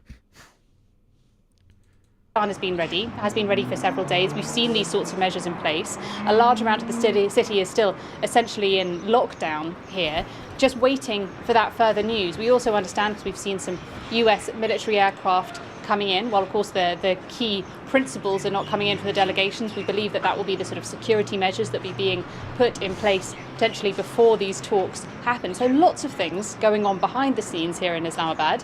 But the big question is, are we going to have both sides coming back to the table and sitting around it again? That is still uncertain. Caroline, briefly, if you will, why Pakistan? Why has Pakistan chosen to put itself firmly at the centre of this diplomatic process? Well, it's in an interesting position between the two countries, and it's walking that tightrope at the moment.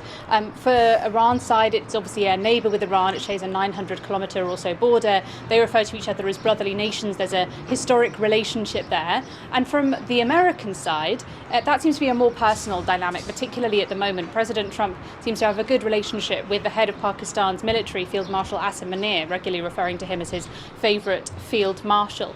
And so it seems like Pakistan is able to, at the moment, keep that balance and be the party that is passing messages back and forth, if not also doing some form of intermediary work as well, making sure that trying to get both sides to the table and keep momentum going behind these talks. So far, both sides have been praising of Pakistan's role as well. They seem to have been able to retain that trust on both sides. But the big question is, Pakistan is not in a... Okay, let's talk about the tariffs. Motherfucker gonna be paying the tariffs. Motherfucker gonna be paying back the tariffs. Look at this, look at this, look at this. 1, 2, 3, 4, 5, 6, 7, 8, 9, 10, 9, 11. Oh my God, I'm 12, dude. What is happening with my brain today, dude? 1, 2, 3, 4, 5, 6. You get the idea. Aki doesn't say it, motherfucker. 1, 2, 3, 4, 5, 6. You get the idea. He's got used to it. Motherfucker. Peasant. Hello, President Trump. 1, 2, 3, 4, 5, 6. You get the idea. Oh my God. $166 billion in refunds and interest on top of that as well. Even for the US government, it's no small amount, and it's a logistical nightmare because it'll happen over 60 to 90 days. And here's the way it works. Only importers of record can file for the refund. So that's the big companies like Walmart and Costco. You and me, I live in the US, so I paid the tariff at some point. Not so. Just how much? Gotta love capitalism, mate. You gotta love it. Hey, you gotta love it. You gotta love it. We gotta take care of the legality of. We gotta. Okay, so Trump's tariffs have hurt many corporations. We must ensure they get the money back, even though they're probably gonna keep the increased tariff-adjusted prices. But you, the consumer, that always ends up paying for added cost caused by tariffs, go fuck yourself. Eat dick. 421 on 421. Yeah. The rich get refunded because they can afford a team of lawyers. Of a mess is this? Because I'm actually quite... It's still very funny, though. It's still objectively funny. It's not going to solve almost anything caused by the great tariff crisis. But it's just funny that the American state will have to bark with a tail behind between its legs once again. The rich get refunded because they can afford a team of lawyers. Yes, bro, we're the ones paying the tariffs. Exactly. But it's Walmart who's going to get a refund. Surprised, Oliver, that they have at least... Yeah, but that switch too, as you said, will most likely not drop in price with the tariff gone. Absolutno, bre. Absolutno. Put in place a bureaucracy to handle it. Now, whether it turns out to be efficient and practical is another matter. Yeah, that's right. The court has been holding the government's feet to the fire. It's been asking for updates regularly, and the government has been filing declarations explaining how the process is going to work. Obviously, we can expect some bumps in the road, but as you said, at least the machinery is in place to get this going. Right, but then we end this with a very tricky problem. I paid the tariff, ultimately. I'm the consumer. I mean, yes, the importer might have done, and then Walmart paid it, but I paid the higher price that Walmart charged. Do I get anything back? Not from the government. As you said, only the importers of record can request and receive a refund from the government. There have been a few lawsuits against Costco, for example, by consumers who paid a higher price at the checkout, but directly from the government, consumers cannot get a refund. So if all these importers and their various subsidiaries and large companies are getting refunds, does this become de facto a windfall for them? Because I hardly see them turning around to me and say, those oranges you bought, Mr. Quest, I need to owe you 15 cents back on them. I don't know how much it would be a windfall for individual companies. I do know that our clients were subjected to the higher costs of the incoming goods, obviously. Their business slowed down. People stopped spending as much. Prices went up elsewhere. So I don't think any of my clients viewed or will view the refund in the future as a windfall. For example, for you, Chad, a Lenovo PC handheld was $1,300 at first. Due to tariffs and RAM storage, it is $2,000 now. Do you think they're going to lower it down from $2,000 once the tariffs are removed? You tell me. It sounds as you seem to understand this shit. They're not, probably, right? Because why would they? That is why inflation is so powerful. Not because it is not only because it is unavoidable in the market economy, but because corporations pull inflation into overdrive by refusing to cool prices when inflation cools. Do you understand what I'm saying? A corporation always, bar a few special examples or whatever, but a corporation always adjusts to rising inflation, but it never adjusts to cooling inflation.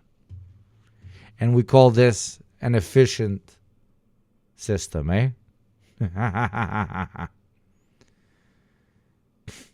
Is that pistol for keeping the cost of Twitch subs down? I mean, you tell me. Is it working? Am I getting oil? Okay, I'm pointing this at the Twitch bankers. They better not increase that motherfucker. Next week this week we're probably gonna have a 35% off day. Nah, next month we're gonna have a 35%. Well, we'll see. If number keeps going down like this, 105 subs away from Gamba, chat. It's a fucking Tuesday. Life fucking sucks. Let's improve it. Have a cold one. Spin that beautiful roulette. Look at this. Look at the sound. Oh my goodness. Oof, oof, oof, oof, oof, oof, oof, oof. And reminder, whoever gets us into Gamba, we immediately spin on his shit. Oh. 26. 26. Black even. Black You win. even. Wait, what?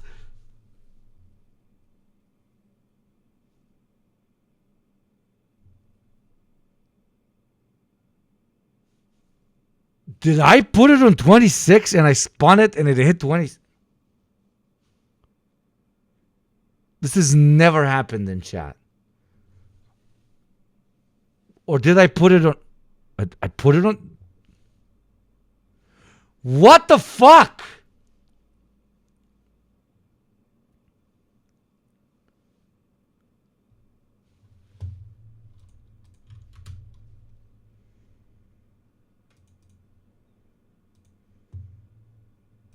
I just wanted to give you an example, but that was so good. There you go. There you go, chat. I mean, what the fuck? No, I put it on 28. You can see where it is. Oh, no, I did put it on black. Why is everybody fucking with me? Anaconda, you're the only normal person. Well, there you go. You got 10 subs. Anaconda. Thank you. I should give you VIP. Do you have VIP? You're the only person that's nice to me in this chat. I swear to fucking God. Anyways, chat, here you go. 10. Let's please Gamba today. Self Gamba. I'm not counting that one. Yeah, don't count that one. That was for my soul. That was for my personal pleasure. For my personal pleasure. Wait, how many gift subs have I given? Hi.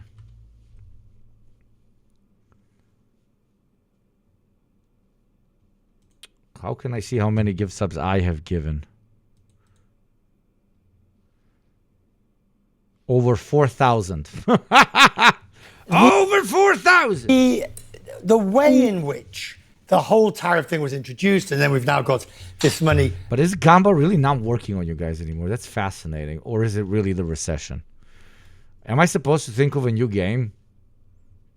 Because I don't think Gamba's working. Like, I think the gamblers have, like, returned to the casinos. Oh, no, I missed Gamba. Okay. Maybe we can do a poll or something. Coming back. And it's not fully resolved, is it? There are still some legal issues to be undertaken in terms of this whole question. Don't actually do the poll. That was a joke.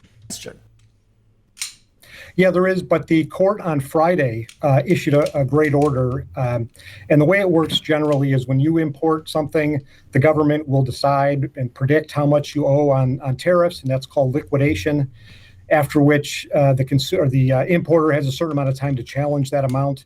And what the court said Friday is no matter when you imported and no matter whether your entry has been liquidated or not, if you paid an IEEPA tariff, you're entitled to a refund. Is it your feeling that the tariff... Okay, so most shatters are saying that it's a recession, but that they do miss Gamba, okay? So the ones not experiencing the recession need to help us Gamba so that the ones experiencing the can enjoy it. The new tariff regime is at least working. You may not, importers may not like it, but everybody's got used to it. They now know what the global tariff is. Everybody can adjust their business practice accordingly. Well, I do think now that the Supreme Court has resolved the IEEPA tariffs, I think that's largely true. One of the biggest problems wasn't just the increase in price. Play and we bet on the horse girls. So I can make hot big booba girls and they race and then people can bet on that. That's actually a brilliant fucking idea. I should make a whole stream just on that. But would it be career-wise problematic? Is doing that el problemático? Or is it because they're pixels, it's not that problemático? But it was the uncertainty because the president kept changing things. Of course, he has found new authority, Section 122, and that's being challenged in court. But I think for the most part, yes, that's right. I think the ground is now settled. People at least know what's coming. It's very difficult to know how these tariffs damaged or helped the U.S. trading position overall. If you look at the study from... Also, the R34 of those horse girls is chef's kiss, but are they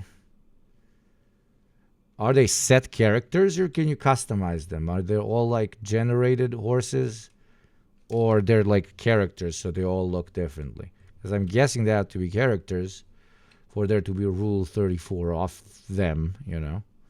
Or there's just Rule 34 of like specifically like the stock main character designs, the way you have for Mass Effect, with Shep and Fem Shep.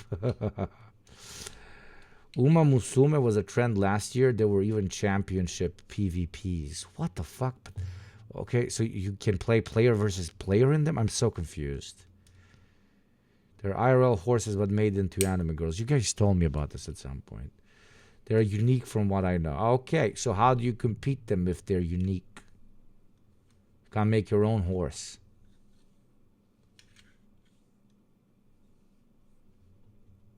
Ruined Bro's voice? Mine?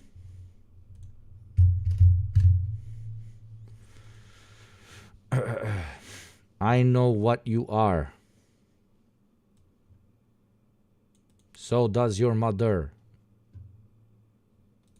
The Fed, if you... No, the interviewer, I like his voice.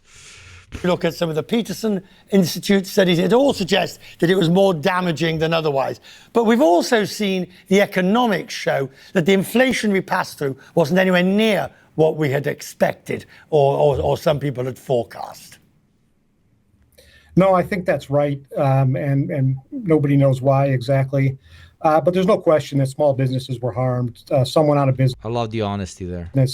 A number of my clients had to cut staff and make other cuts. So there's no question people were hurt. Tell us how the tariffs affected your business before this point. Yeah, so those big tariffs came in April.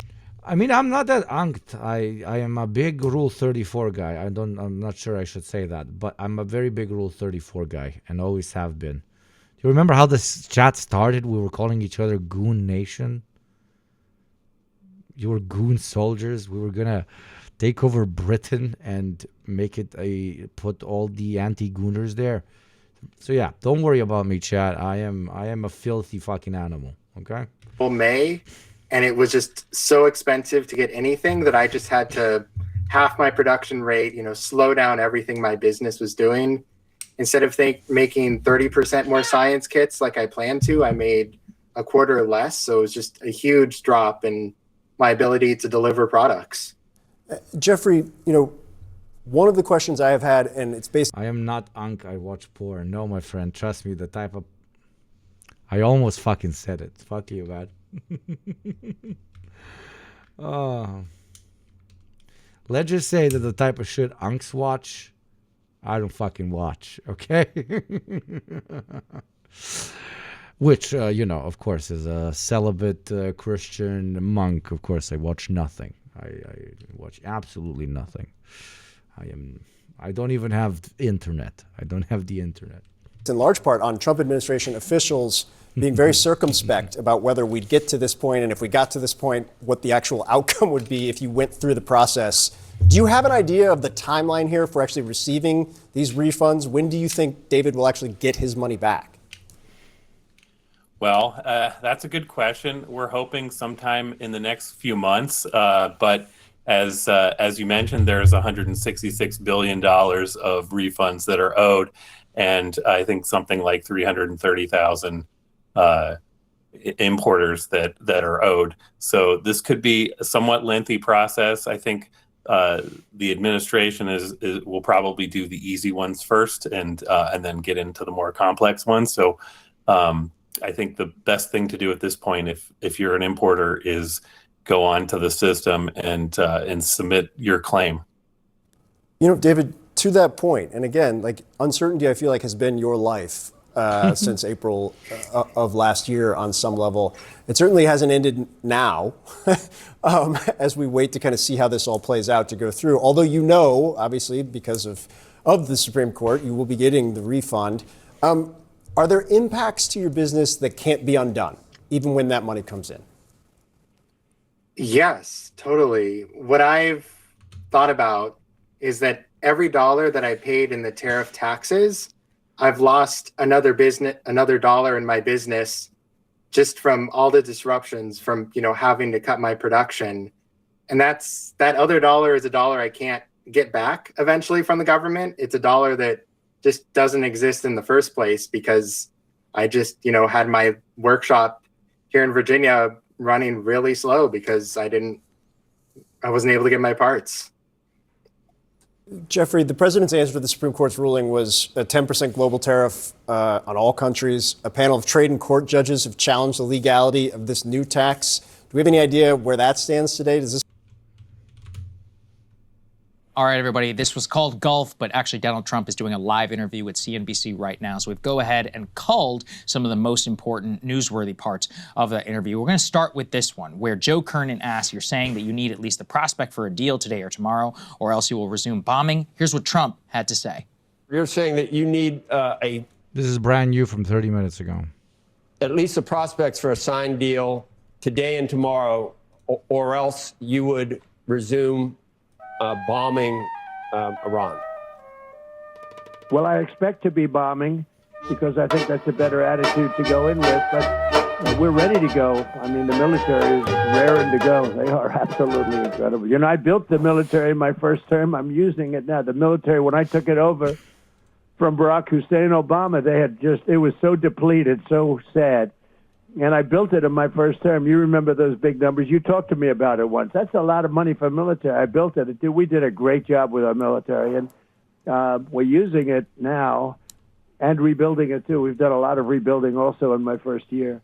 So there you go. Well, I expect to be bombing. The military is raring to go. Of course, could be BS, could be, of course, all a negotiation tactic, but basically saying that the ceasefire will not. Is the 2-hour mark of the show, and guess what I'm going to ask for?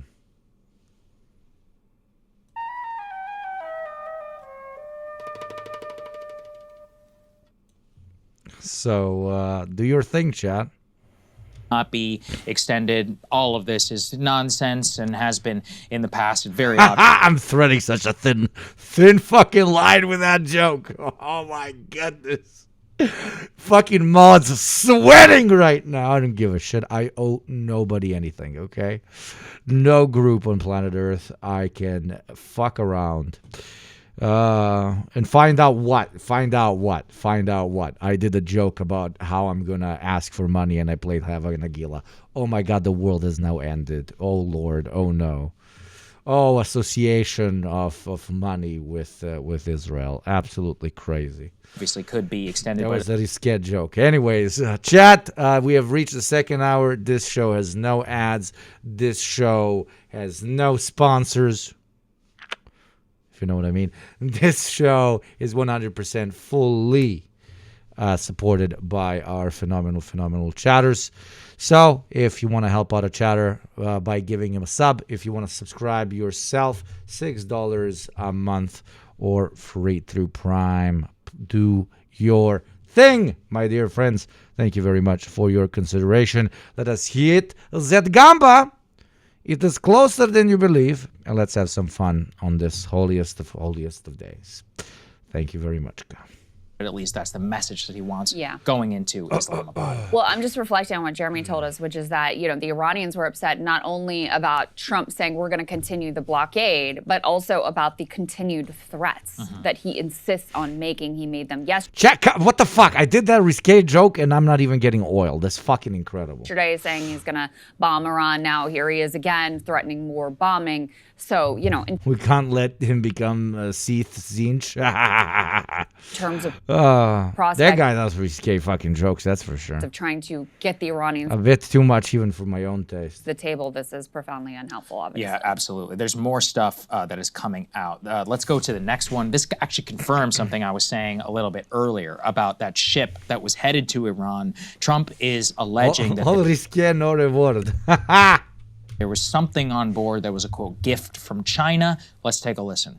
Can you give us, I think it's on everyone's mind, the latest on where the Iran negotiations stand? We now know Tehran has publicly confirmed that it will send representatives to the meeting with Vice President Vance. What do you expect? What are you hearing at this point, sir?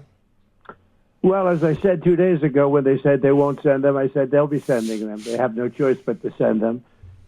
What I think is that we're going to end up with a great deal. I think they have no choice. We've taken out their Navy. We've taken out their Air Force. We've taken out their leaders, frankly, which does complicate things in one way, but these leaders are much more rational. It is regime change, no matter what you want to call it. which is not something I said I was going to do, but I've done it. Indirectly, maybe, but I've done it. He's so cooked. And I think we're in a very strong negotiating position to do. We're negotiating with one group instead of the other because we did a regime change on them. And trust me, we did successfully do a regime change on them.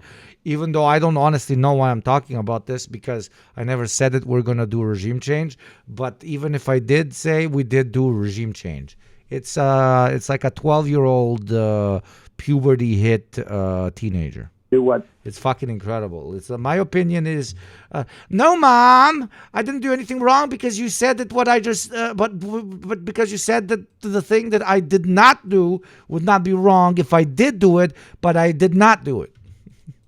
Other presidents should have done during a 47-year period. The blockade has been a tremendous success. They said 2 days ago, we will open the strait. I said, no, we're not going to open the strait until we have a final deal. No, we want to open the strait. They said, we're not opening. We totally control the strait, just so you understand, for all the fake news out there. Restocking. We caught a ship yesterday that had some things on it which wasn't very nice. A gift from China, perhaps. I don't know. But I was a little surprised, but because I have a very good relationship, and I thought I had an understanding with President Xi, but that's all right. That's the way war goes, right? But I will tell you that we have, our military is incredible. That confirms something I said earlier. There was a lot of speculation on what that ship was, why they seized it. This basically confirms it. It was some sort of military equipment. And again, there's speculation there was a specific type of chemical necessary for manufacturing these ballistic missiles. But you take it a little bit earlier to what Donald Trump says there in the interview. It is more of the bellicosity of the wanting to strike, about wanting. They said that they're going to negotiate or they're going to show up to make a deal. I do think Jeremy's point here is very important. And Treat has been making this point as well. There is substantive movement in terms of the actual negotiation itself. But Trump consistently undermines it because the other side also has to present a win, and he is incapable of saying something other than they completely surrendered and I got everything that I want. And, you know, maybe the Iranians could live with that. The other side does not have to present a win. The other side needs a win. The entire world is not the United States of America. The way we wage war is not based upon how good said war will do in the polls afterwards. Okay? The Iranians don't need something that they will be able to sell to their people as a victory in order to stop. The Iranians do not want to stop because they do not need to stop, because they are winning. They will stop if they get an agreement in which they look like they won, which they materially improve their position because of their victory in this war. If they got a lot of what they wanted too, and they can project it to their domestic audience. But that's not where things are right now. They're under a literal naval blockade in a state of war against the United States. So all of this, I think it makes, I know that the Dave Legend, what's up, Dave? Thank you very much for the raid. Everybody, please follow my dear friend of the show, Dave. Thank you very much, Dave. What's up? How was your stream? I hope it was fine. You guys were probably talking about very similar things to the ones we are talking about. Welcome in, welcome in, welcome in. Our beautiful Oilers, our beautiful taxpayers, now is your moment to shine, because when somebody comes into our house, we are great hosts. And, you know, in your house, you open a cold brewski for him. You make him some tea, some kofefe. You give him nice meal. Here, we drop a bucket of oil on their head. We lubed them the fuck up. So, you know what to do, chat. Welcome in, guys. talks are allegedly going to happen. Thank you for the raid. Please, can we get a shout out for Dave? Please, chat, mods, motherfuckers.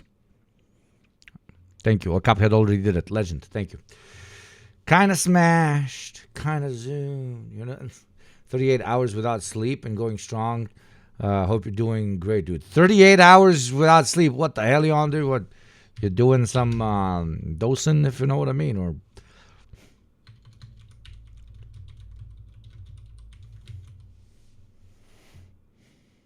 What's that song that starts with like kind of smashed? Kind of. Now that reminded me of that. Now I can't get it on my head. Dosing on OBS work. He was fixing OBS. Oh my God. Legend. Thank you for your work on OBS.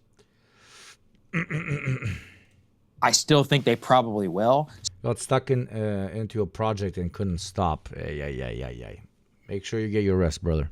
Stuff like this does not make it more likely, is what I would say. The best thing Trump could do at this moment Shut up. is shut Yeah. the hell up. Yeah. Right? That would be but of course that is, he is constitutionally incapable of Enjoy your sleeps, brother. shutting the hell up. So that was never going to happen. And now you're at this place where, it really is, on a knife's edge. You have competing factions within Iran. You have a very strong faction that does not want these negotiations to go on at all, that did not think this was the right move to begin with. And every time Trump opens his dumb mouth and presents some false victory narrative, claiming there was regime change, claiming we have control of the Strait, claiming that he's ready, in the words of Pete Hegseth, that we're reloaded, that we're ready to go back to bombing, the military is raring to go, threatening new war crimes, which is what he did yesterday. Every time he does this, that makes the job of the, Ghalibafs and the Arachis who would like to get back to the negotiating table, makes it much, much more difficult for them to be able to make the case to more hardliners who God of negativity, thank you. also have sway and power within the government, that this is an intelligent direction to go in. And it also, let's say they still decide to go. It also can impact their view of whether these negotiations are serious at all, or whether they're just another delaying tactic so that the U.S. can get back to bombing them and to warfare, because they have lots of good reasons to believe that that is really what's going on here, and that certainly is possible. So I find this all to be profoundly unhelpful. And we know he's calling into CNBC now. We'll probably talk to 4 more reporters today and say 10 more contradictory things. And some of them will be indicating, that he wants a deal, as, we had all those True Social screeds yesterday. And then some of them will be probably new threats. This is the way that he operates. And I think it's very clear that his need to constantly fuel his own ego and project all this braggadocio to the world is deeply undermining his interest. It's almost as if he's a perfect metaphor of the United States of America. But now you actually have a person saying it out loud. The Yanks had negotiated in a similar fashion since the dawn of time. Bombing during diplomatic talks, infiltration through Mossad operations or CIA operations, while on paper trying to establish good relations with a particular republic. Okay? You know who the hardliners are in Iran? The ones that want to negotiate with the Americans. Because they are the extremists. What makes an extremist an extremist? Somebody who wants to do something that most are not ready to do in order to achieve a goal that most don't even want. That's an extremist. You have to be an extremist to believe that negotiating with the states in the long term will preserve your sovereignty, your nation, your state, your way of life, whatever the fuck it is that you are preserving. So I completely agree with what this brilliant person is saying. But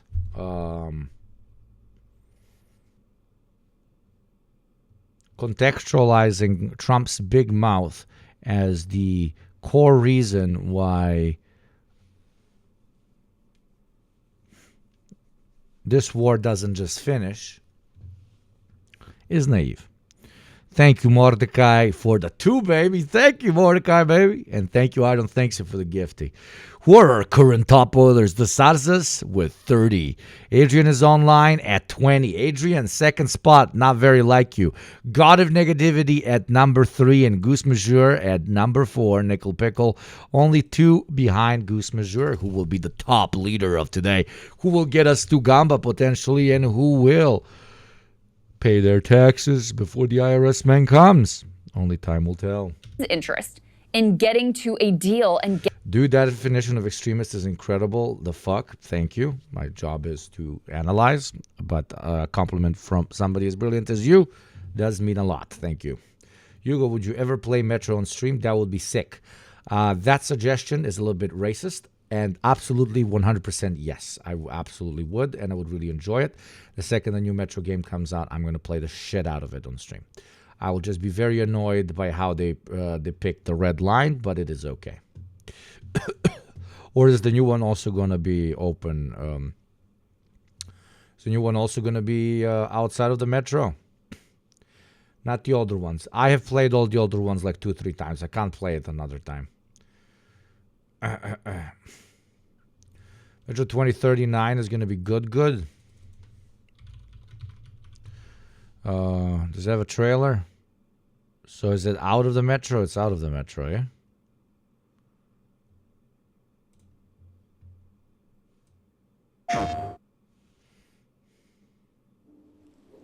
I ask you, do you want to come out of the darkness and become a pure nation? I ask you, are you ready for great changes under the guidance of a great leader? If you are, then wake up and open the door for the Novorak. Wake up! For the Novorak? Which faction is that? Open the door for the Novorak. It translates as Lord. Novorak? Novoreich? Is it the new Reich? Novoreich? Oh, the Reich is back, okay? Did they leave the fucking metro? Shit.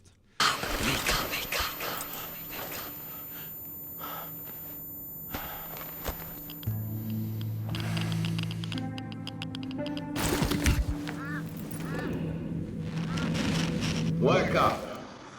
Wake up to a pure nation. Clean air. Bright future. Yeah, it is. It is the Reich, yeah.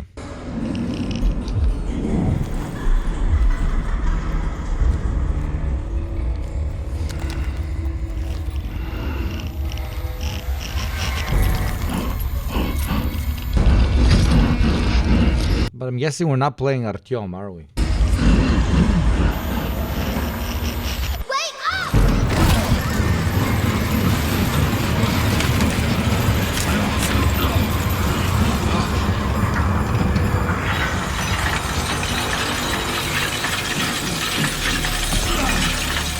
Artyom got his ending in the last one. Like, he got his ending. And it can be multiple endings. So I'm not sure it's Artyom.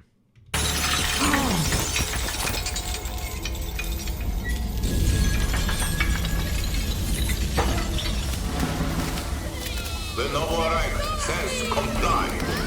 The people say aye. No.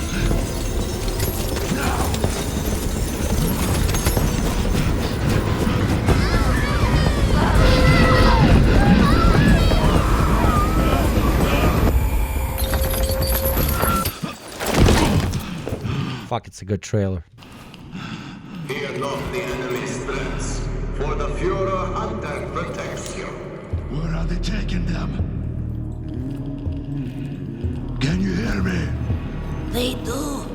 We hear everything. But you don't let them speak. No. It's not about me. I won't ask again. It's all about you.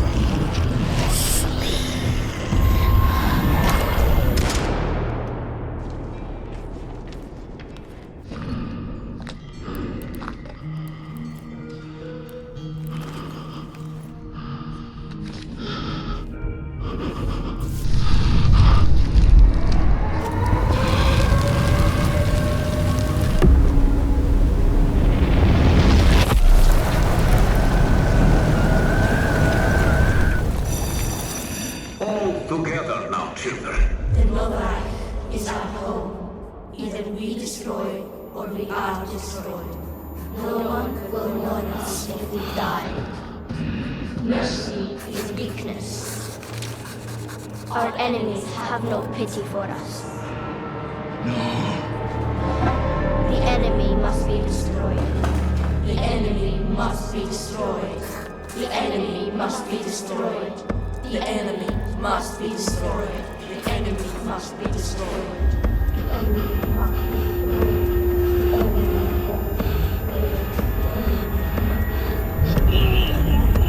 Oh, they're back. Our fucking aliens are back.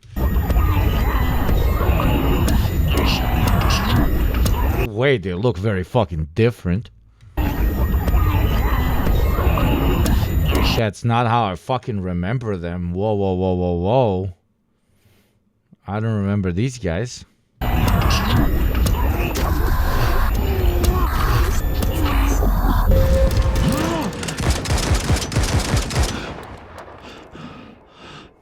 Who put the dark ones on trend?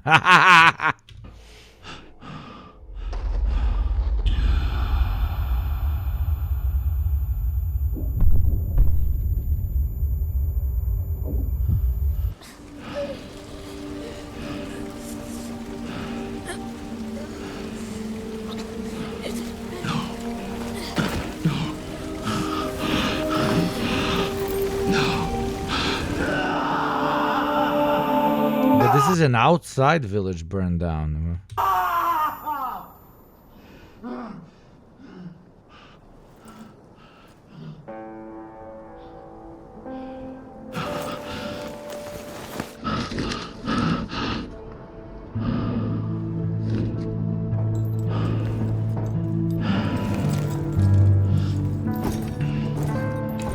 Your nation, clean air, bright future. The Novo Reich is our home.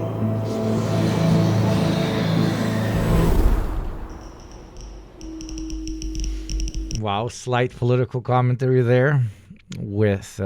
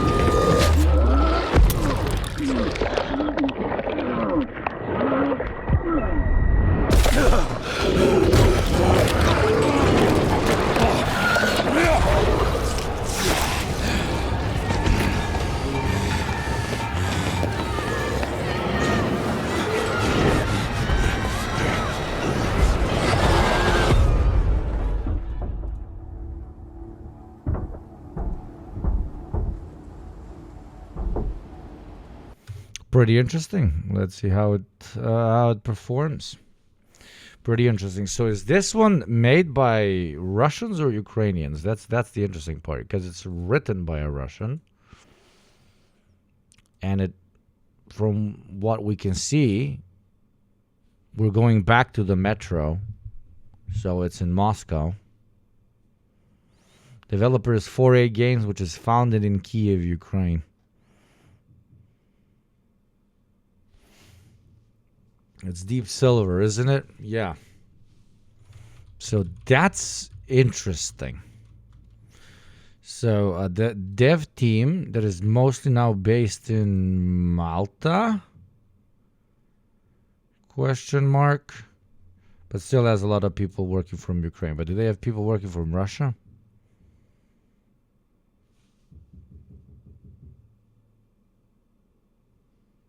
The interview is pretty telling. Which interview, brother?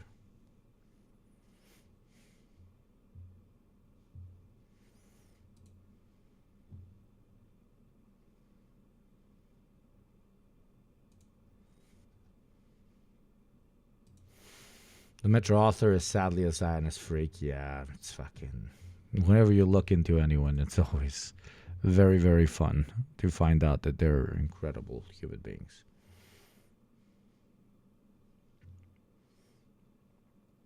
Well, let's see. The last Stalker was one of the shittiest games I've ever played in my life. Gameplay-wise, it was absolutely incredible, but it had one of the dumbest stories, unironically, like ever made. It's one of the worst games ever. So I really hope it's a different team working on this. I really hope it's a different team working on this. And, you know, I can't blame the team that worked on the last Stalker. They were making it during war, so of course, you know, quality can't be as high as when you're working from a country in peacetime, but it was nonetheless a very, very, very disappointing game. Gameplay wise, though, it was absolutely incredible. Somebody should like make some sort of like large scale modding on the game. Metro Exodus was fucking fantastic. I really enjoyed it. I loved every moment with Metro Exodus. But this is going to be very interesting because the game is like it's about Russians in Moscow. So if it's being made by Ukrainian team, this is strange. It's going to be very interesting.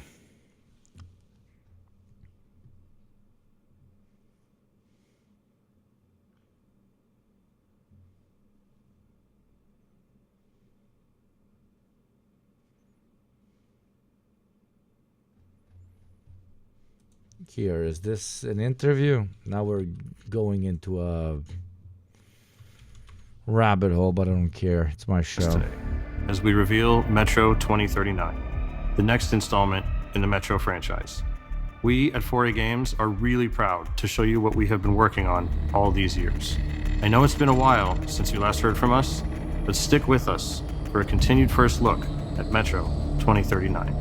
Metro 2039 takes you to the dark heart of the Moscow Metro, where the last survivors of the nuclear apocalypse struggle to exist in the tunnels and subways of the ruined city. Hope is lost. The future looks bleak, if there is one. The underground factions and station communities have all been united under one banner, the No Reich, led by a new Führer, the legendary Spartan, Hunter. Führer promises a new life for the people up on the surface. In reality, they are trapped down in the metro, flooded with propaganda, misinformation, and fear. The people suffer under his authoritarian regime and the brutal belief, if it's hostile, you kill it. Our games explore what humans were before the world ended, what they became after, and what are they willing to do to live another day. The meaning has always been about preventing war. But now, war is our reality, and our message has shifted to be about the consequences, the cost of silence, the horrors of tyranny, and the price of freedom. You will explore these themes through our voiced protagonist, the Stranger, a recluse plagued by his violent nightmares. Yep. Understandable. Material conditions adapting to an art form, etc., etc. So now it's, probably like hope for the metro is completely lost and you gotta try and survive it and save those that you love, etc., etc. Because now it's all under one banner and it's probably fucking bad. So I guess the Reich took over the entire metro. Especially after Sparta left, probably that's what happens. Also, Lola derailed the stream. No, you didn't. There are no rails on the stream to derail from, my brother.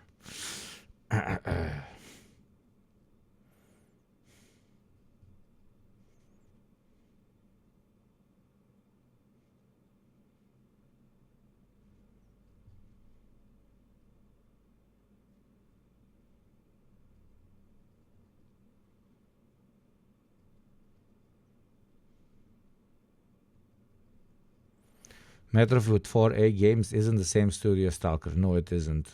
The fact that they're, games in a Slavic place doesn't mean that they're made by literally the same people. But yeah, thank you for the context. Yeah, very interesting. Very, very interesting.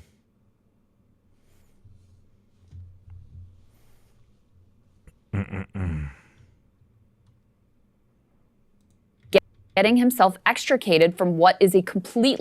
Very interesting in general that the Metro games were made by Ukrainians, because I understand the Stalker games being made by Ukrainians. It's about Chernobyl, and it's, a story not really based on any Stalker books or whatever. Sure, it's inspired by some films that are in no way relevant to the actual world in which the Stalker universe exists. Well, what's interesting is that, from the get-go, it was Ukrainians making a game about surviving in the Moscow metro. shows just how close these two nations were before this fucking horrible, horrible war. Like, it wasn't really a conversation, you know?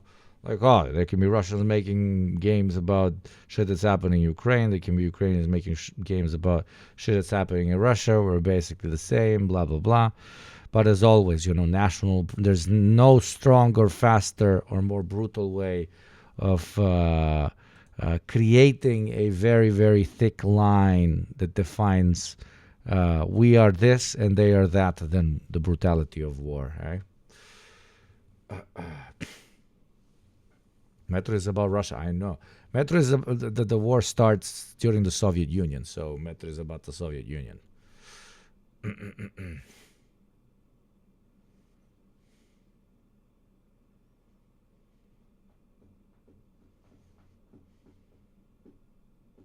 The Stalker based on Roadside Picnic. It's inspired by a bunch of different ones, but it creates its own thing.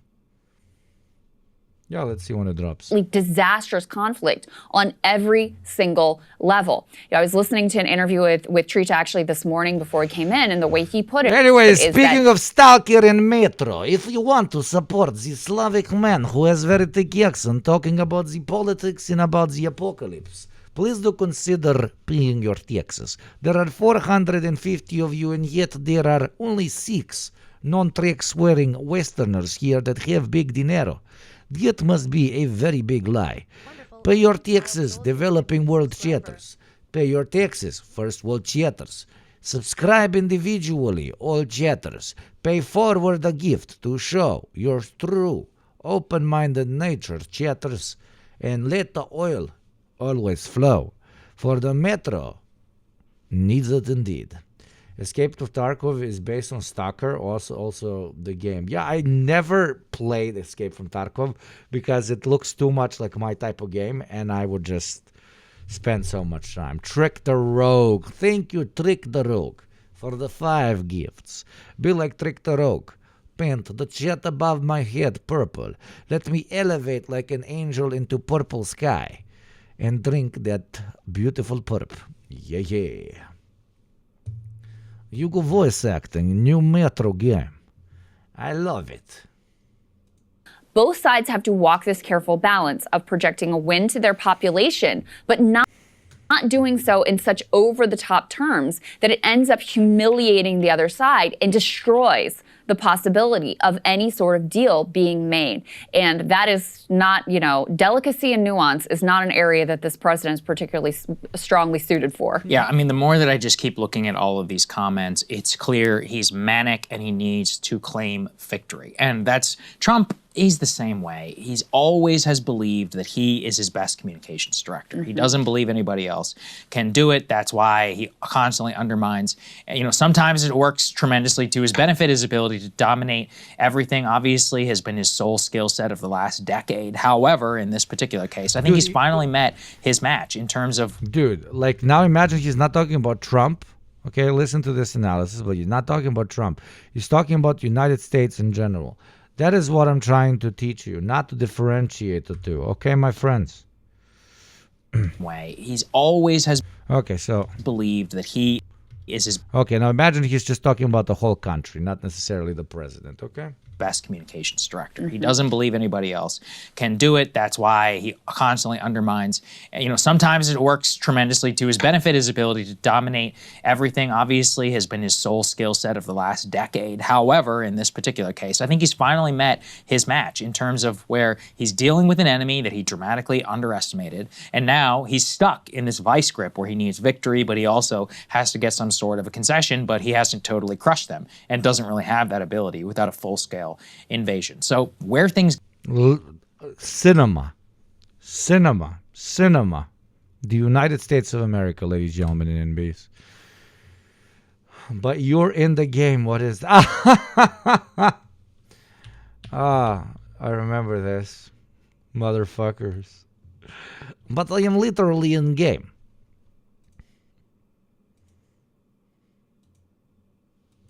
Go from here, I don't know. All we can really say from looking at this is saying if he's going to say I'm ready to bomb and the ceasefire is not going to get extended, it's this funny thing. I remember it, you know, with the End Civilization truth that he put out, and all the MAGA people were like, "Oh, you idiots! That's just how Trump talks. He always backs away." Well, then what was the point? Because if you think that, then Iran is supposed to think that they're not supposed to take it seriously. But the madman theory means you're supposed to take it seriously. Right. So shouldn't I take it seriously? I mean, it's like you preemptively are saying that it's unserious, but if that's the case, then it literally has no purpose in terms of a negotiating tactic or anything else. I just think this is the exact same way, where it's purely about his own decision to try and seek some sort of a victory narrative. But in the absence of the Iranians, you know, also not willing to play ball. He's also looking for a victory narrative for himself because he loves winners so much. But winning is extremely subjective. So just for himself, he needs to somehow redefine this as a W. And when he finds that, that's when he's going to find the pitch, both for MAGA and the rest of America. I just think he's making things much more difficult. Yeah, absolutely. Because there's not only the question of do they get to the table, it's also a question of is there any room or possibility No, there fucking isn't. to hammer out what will be a very complex deal in a very short period of time. Remember, the JCPOA negotiated over years, and that contained fewer issues than what would have to be negotiated here, because you'd basically need to renegotiate. Yeah, there's a pretty big issue that none of these American journalists are mentioning, which is that you started a war with us. I'm talking from the Iranian perspective, okay? What kind of fucking negotiations? These are not peacetime negotiations anymore, okay? You invaded us. The conversation is in a completely different level now. Like, they're pitching this as if, like, the Iranians, you know, are ready to just, you know, stop all of this, as if the first bomb was not dropped, as if, you know, 150 schoolgirls weren't killed. They're presenting it as if this is just a nice and polite conversation away from being fulfilled. I mean, she isn't. She's saying that, you know, it's going to be complex, etc., etc. But, you know, the complexities of this will be written in blood and oil.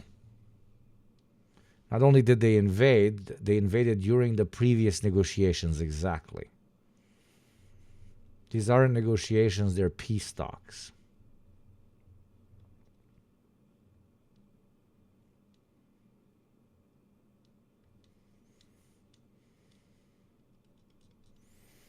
To Americans, peace talks don't exist. It's just talks between two wars that are going to start with you. That's my point, of course. No, I know. The entire scope of the JCPOA on, you know, nuclear enrichment and all of these complicated technical details. You also got to deal with the Strait. You also got to deal with, is the U.S. staying in the region? You've got to deal with sanctions. You have all of these surrounding issues that have to be hammered out. There has to be some level of trust in order to be able to. If Iran doesn't develop a nuke in the next 10 years, they fucked. Iran already has a nuke. It's called the Strait of Hormuz. Do this. Thanks to Donald Trump and the current administration of the United States of America, Iran has realized that it has a tool at its disposal that can crush the world economy. Okay. So every time. So yes, they already have a halal nuke, as we like to call them.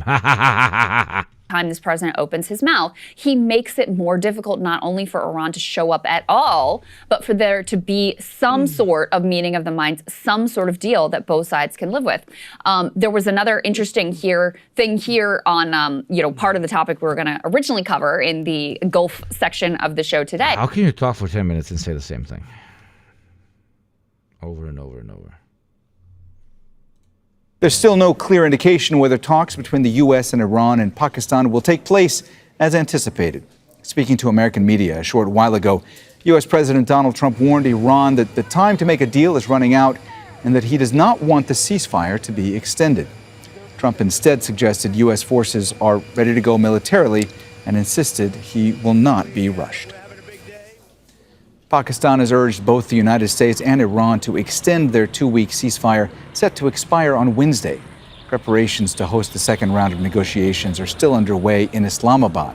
Iran insists it will not entertain talks under what it says are the shadows of threats from President Donald Trump. Washington has prepped a team, led by the vice president, to head to Islamabad if talks are confirmed. The U.S. says the naval blockade on Iran's ports will remain until it agrees to a deal. But Tehran says Washington must lift the naval blockade and stop the seizure of ships. Both parties blame each other for violating conditions of the ceasefire since it came into effect. Mike, there's many news lines that have been dropping as a result of the interview that Donald Trump was giving to a U.S. media outlet. What else have we heard from the president? Well, it was a lengthy and somewhat rambling interview, nearly 40 minutes, in which he discussed a number of issues ranging from U.S. finances and the stock markets to that war in Iran, about which he said that he's not that keen on extending the ceasefire unless a deal is reached. He continues to express optimism that such a deal is possible, but doubled down in terms of there will be renewed military action should a deal not be forthcoming by the end of that deadline, which he set for that ceasefire, which happens to be midnight tonight, Eastern Standard Time, U.S. time. He also made reference to what he's been referring to in recent days as nuclear dust. Now, one must assume that he's speaking about enriched uranium possessed by the Iranians, which he says has now been put out of reach of the Iranians. It's been obliterated, as he put it, by the B-52 bombers that laid waste to parts of the nuclear facilities within Iran. So he's doubling down in terms of... Okay, everybody's just spinning the same yard. Now let's talk about Apple. It has announced Apple! Chief Executive Tim Cook is stepping down in September after 15 years in the top job. He'll be replaced by John Turnus, who is currently President of Hardware Engineering and oversees all of Apple's physical products like the iPhone and the iPad. Mr. Cook will become the executive chairman of the company's board. He said leading Apple has been the greatest privilege of his life. Lily Jamal. Yeah, but he's basically getting a fucking promotion. He's being elevated from part-time capitalist, part-time stooge of capitalists, which is CEO, into full-time capitalist. Okay, he's going to the board. He's not now. He's not a guy that listens to whatever the board tells him to do. Now he is part of the board.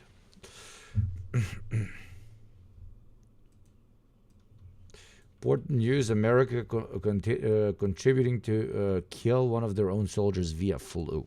My top oiler. Let's see what you sent me. Disastrous Biden administration. This Pentagon waged an They posted at 4:21 on the date of 4:21. That's so funny. Unrelenting.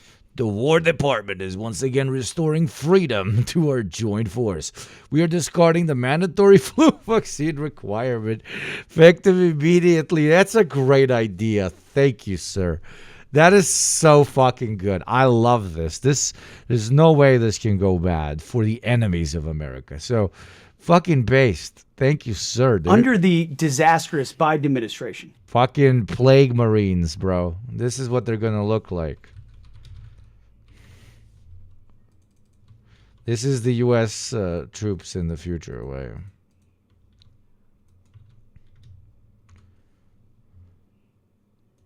Plague Marines are the blessed and putrid space marines that have pledged their souls to Nurgle. They are hulking slabs of rotting meat stuffed within rusted and cracked power armor. Pus seeps from their every pore, and many display exposed innards. Okay. Yeah, brother. Yeah, brother. But unlike the followers of Nurgle, they don't have Papa Nurgle. This is a Papa Orange Man. Pentagon waged an unrelenting war on our warriors on many fronts, including when it came to denying them simple medical autonomy and the freedom to express their religious convictions. In other words, our men and women in uniform were forced to choose between their conscience and their country. Even when those... Wait, are we Tau in this analogy? We're the fucking Necrons, bro. The unyielding, unending drive. By class war against class war. Decisions posed no threat to our autonomy and the freedom to express their religious convictions. In other words, we are dewoking the military. It might be losing wars, but at least it doesn't have to get vaxxed. When I was in boot camp, we were given dozens of vaccines and we still got sick. Not requiring vaccines might literally kill people, not just soldiers, but civilians they interact with. Dude, don't you, the military lives in incredibly confined spaces for months on end, eating from the same shit, breathing in the same shit, taking a shit in the same shitter. Of course, this is a horrible fucking idea for American soldiers and I guess some civilians they interact with. In other words, our men and women in uniform were forced to choose between their conscience and their country, even when those decisions posed no threat to our military readiness. You know what I'm talking about. American soldiers had to choose between their conscience and their country when choosing whether to execute a child that they are invading, whether to rape a woman in the country that they are invading, whether to burn down a village in the country they were invading, whether to invade whatsoever for oil corporate private capitalist interest. No, he's not talking about that. He's talking about when they were deciding whether to get a vaccine before they go to pillage, murder, rape, burn, and conquer in the names of capital. That's the true issue. That's the true thing that, makes American veterans with PTSD wake up in cold sweats at night. Was I a hypocrite, O Lord? For I had taken the vaccine, and the Lord said that we were born perfect and should not put anything in our bodies except food and his blood. That's what they're afraid of. What happened, COVID-19 and the vaccine. Yeah, the COVID-19 and the vaccine. Let's hear that again. And their country. Yes, their religious convictions. In other words, our men and women in uniform were forced to choose between their conscience and their country. And then you think he's going to talk about military courts. He's going to talk about redefining what ethical military behavior is for our troops. And then he's like, COVID vaccines. Even when those decisions posed no threat to our military readiness, you know what I'm talking about. What happened, COVID-19 and the vaccine. No more. That era of betrayal is over. Under President Trump, the War Department continues to take decisive action to once again restore freedom and strength to our joint force. We're seizing this moment to discard any absurd, overreaching mandates that only weaken our warfighting capabilities. In this case, this includes the universal flu vaccine and the mandate behind it. Yeah. The notion that a flu vaccine must be mandatory for every service member everywhere in every circumstance at all times is just overly broad and not rational. Our new policy is simple. If you, an American warrior entrusted to defend this nation, believe that the flu vaccine is in your best interest, then you are free to take it. You shouldn't. But we will not force you because your body, your faith, and your convictions are not negotiable. Your health. It's common sense. It's the kind of common sense approach we're undertaking in this department. Rest assured that under President Trump, the War Department will always honor our brave warriors and do everything we can to restore the American people's trust in your health. It's common sense. It's the kind of rational. Our new policy is simple.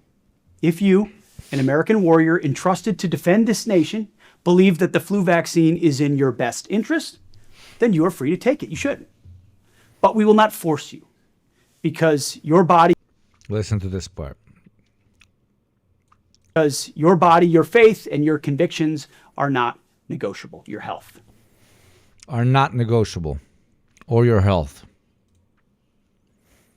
Your body, your faith, and your convictions are not negotiable. So if I tell you that I'm going to not follow orders and open fire on this wedding,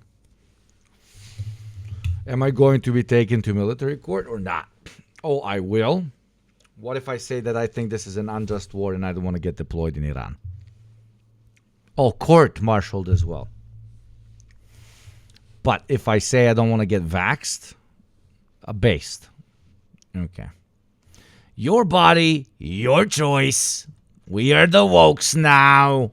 Nickel Pickle Live, Nickel Pickle Live, Nickel Pickle Live. Gift sub, thank you.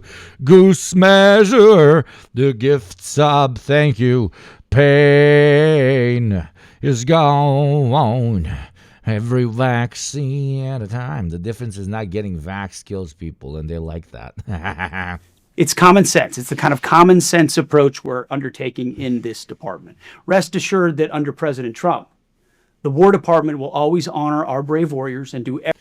There is a study that during World War I, 45,000 U.S. soldiers died due to the flu. That is a fuck-ton of motherfucking soldiers, especially for the context of Americans. It's like a big part of everybody that they deployed. Fuck right off Meghan McCain to Ryan Grimm. It's amazing that Trump can trash Meghan McCain's dad for years, but all it takes to win her over is a war on Iran. Truly her father's daughter. He'd be genuinely proud. Repost, like. Yes, I'm reposting her part. I'm kidding. Will Tokes with the 27 months. True OG from day one. One.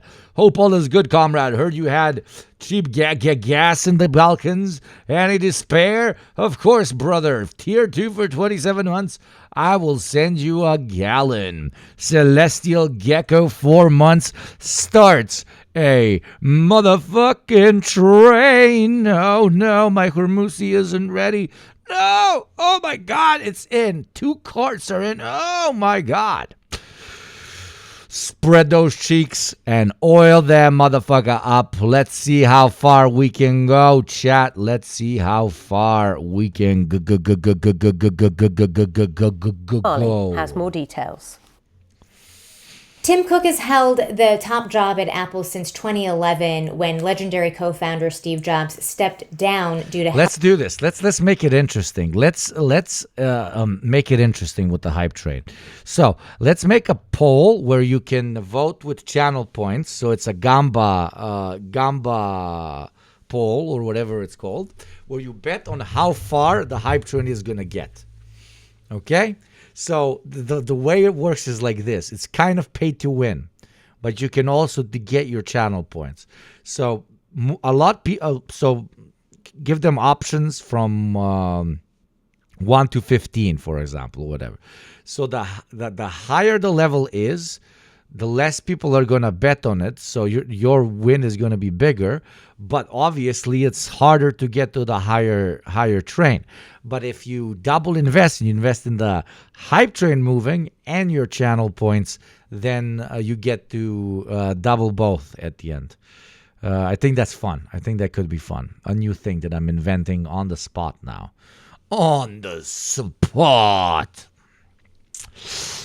Health reasons. A huge day for Apple. Anyways, for real chat, we're losing a crazy amount of subs today because last week we did really well. I think we are on 400 subs.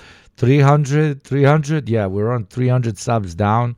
So if there was ever a time to oil this young Balkan unk up, it is today.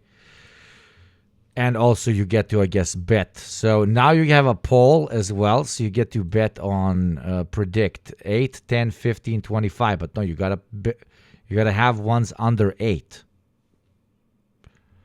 You gotta have ones under 8. Like this is, because then they're just.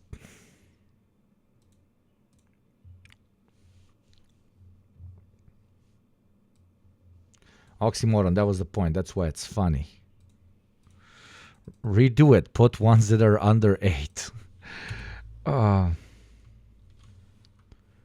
Somebody already bet, so we can't redo it. Somebody put 50,000 on 15. Yeah, that would be funny. The Pope, Trump is a war criminal. Trump, I am AI Jesus, actually. Cash Patel and Pete Hegseth, subplots.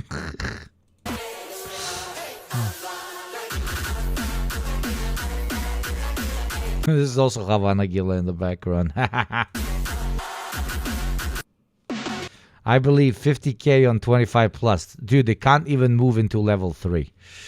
Levels of embarrassment are reaching some crazy, crazy recession levels. And Tim Cook has always been seen That was funny, though. Thank you, Barry. as a steady hand, somebody who helped remake Apple's supply chain to center money. Cash's alcohol problems. Alcohol problems of cash.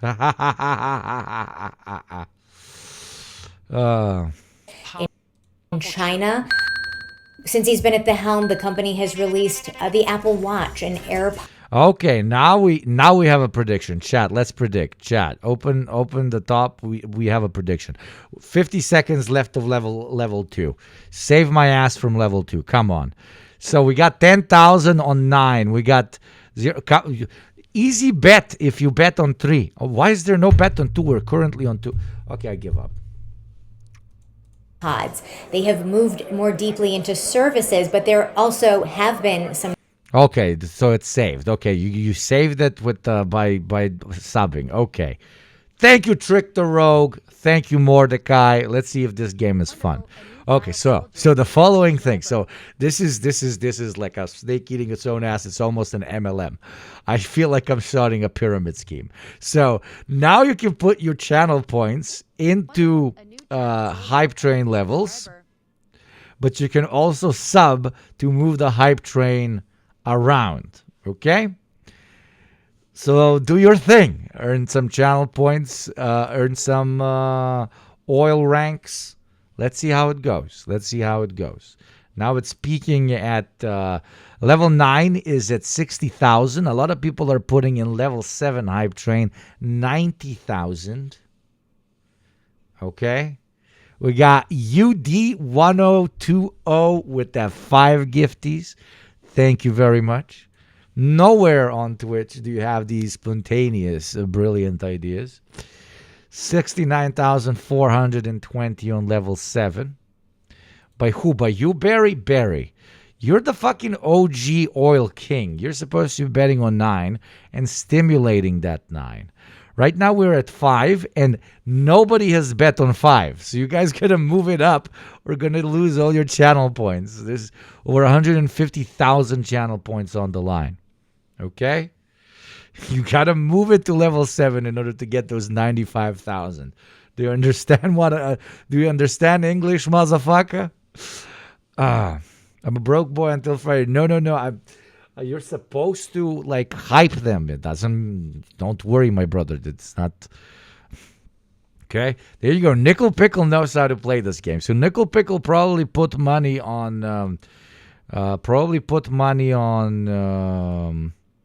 On level 6. So the problem here is you want to push it into the next level, but you don't want to push it too much. You get what I mean?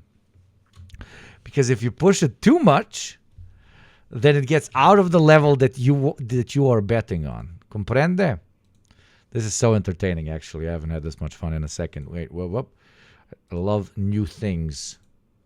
New ways to gamba. There you go. Nickel Pickle is edging it. So I'm pretty sure Nickel Pickle has bet on level 6. Okay? Now we are at level 6 with 1,000 points on level 6. Probably all his. Okay? So this is what I'm talking about. This is proper manipulation. Proper manipulatia. Look at the whole screen. It literally looks like a casino now. It's incredible. Can I open this in a different place? How to play, terms and conditions. Jesus, you made the producer oil. That is actually filthy. That is filthy, but I think the producer maybe bet too much. Stop. 6 is fine. Eh? Level 7s, you got 95K on level 7. I think the right bet is 8 or 9. I think that's the right bet. I think we can get to it. Keep in mind, I can also manipulate it, but I will not. I do feel dirty. Thank you very much, Cuphead. Let's see. Level 7, staring you in the eye. So you're telling me that the level 7 people have a lot of channel points, but grass-touching money not so much. I put 420 on 9 because I believe in you. Nickel Pickle is playing a very strange game. Did Nickel Pickle bet on 2 spots? The money always wins, eh? Because now we're at level 7, and there's a very high chance that we'll lose here because there is a lot of money, a lot of channel points, you see here, on level 7. What fucking happened to it? Did it... what? So it doesn't last forever? I mean, that's normal.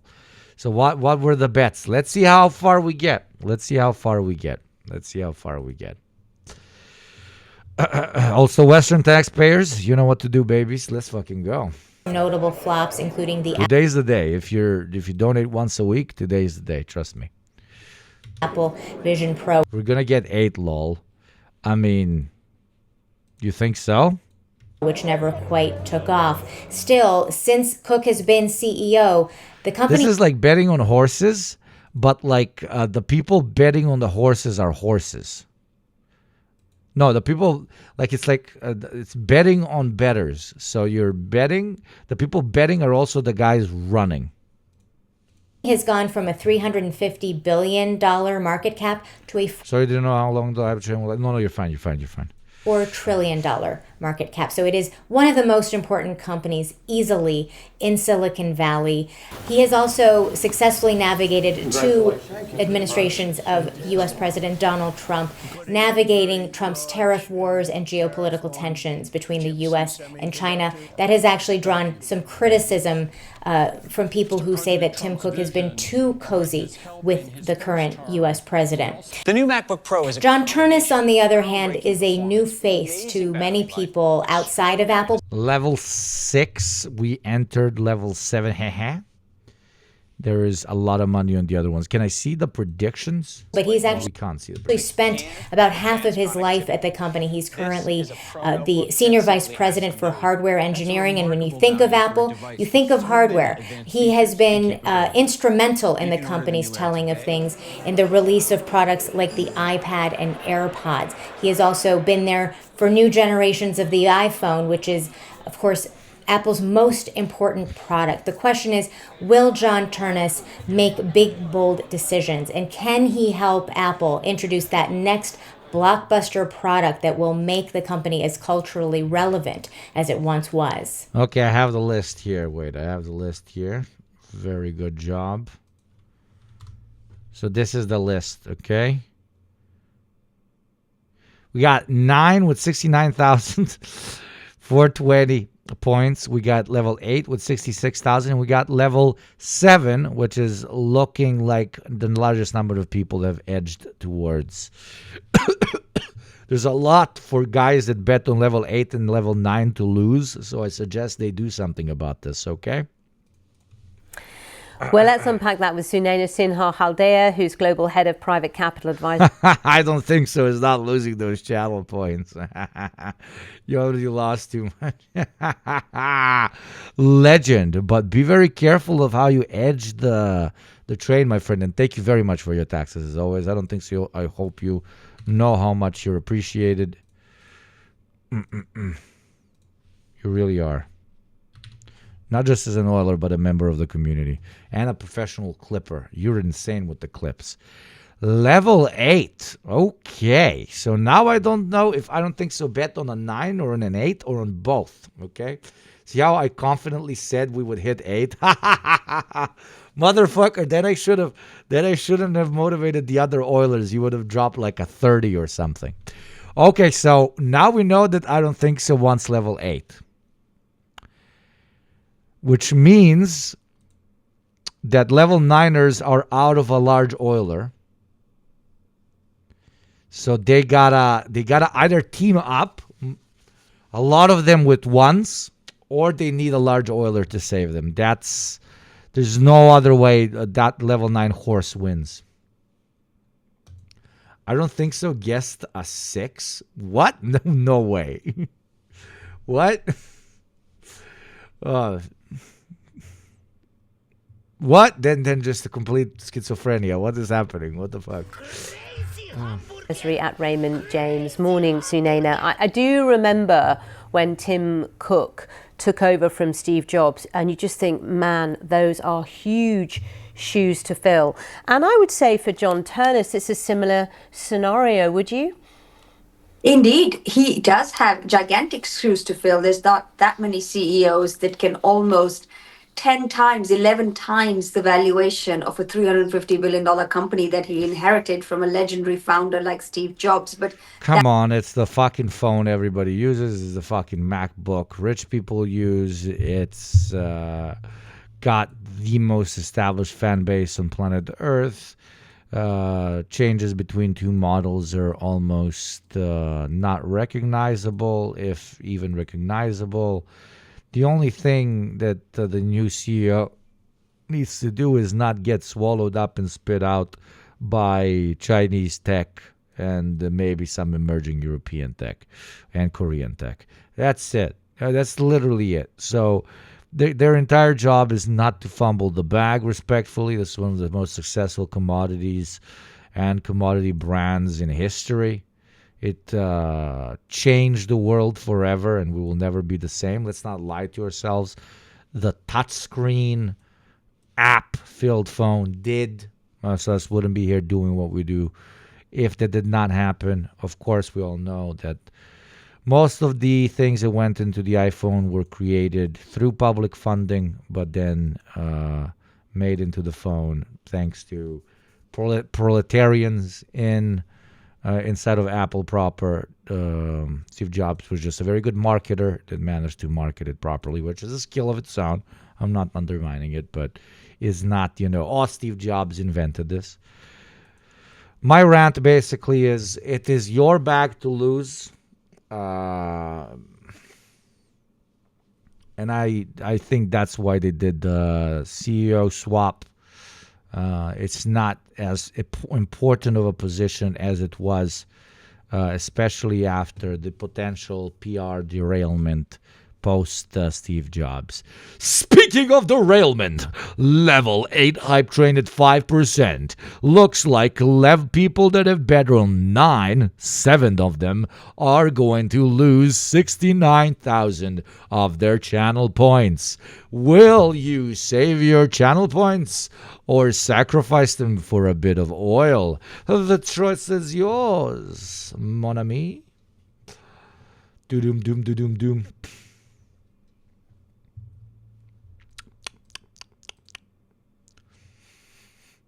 that's what Tim Cook did. And you're looking at one of the most valuable public companies on the planet in Apple. But John has a huge task ahead of him, which is the pivot to AI. Apple has been said to... Trump, I would have won Vietnam very quickly.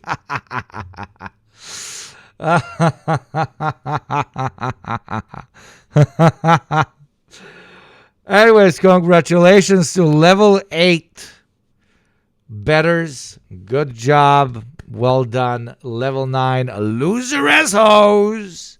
Let me see the results. Let's see who the biggest losers are and biggest winners. This was fun. Uncle Hall would have eaten him alive, literally. Okay, let me see. Jesus, so many losers here. That's fucking crazy. So, wait, let's see. Probably the level 7 guys. Barry put 69,420 on level 7. Toasty, God bless you, Toasty. Toasty legend, bet on level 9 with 50K. God bless you, Toasty. They screwed you over. In the future, I will pay you when you start getting paid. As a producer on the Reaction Podcast, when that show starts making good money, you will be able to become an oiler as well. And the biggest winner is they are still rottingy. They're still rottingy. Good job, they're still rottingy. Now everybody pointed laugh at Barry Balls. Pointed laugh at Barry for not having enough belief in me to reach level 8. And say masterful gambit to I don't think so. What's funny is I only got to bet 300 in time. I would have made a killing, son of a bitch. So this was fun. This was very fun. Barry Balls timed out Mordecai for 10 seconds.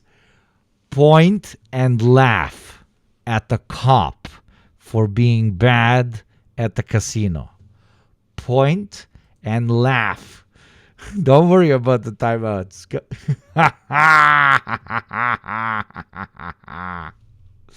Oh my God, he's suddenly... You cannot be faster than the people. For when the people speak, faster, chat. He cannot catch up if all of you run at him, okay? You must be zombies, and he has an LMG. Run at him, chat. Point and laugh. He cannot do it so quickly. Quicker, chat. Quicker.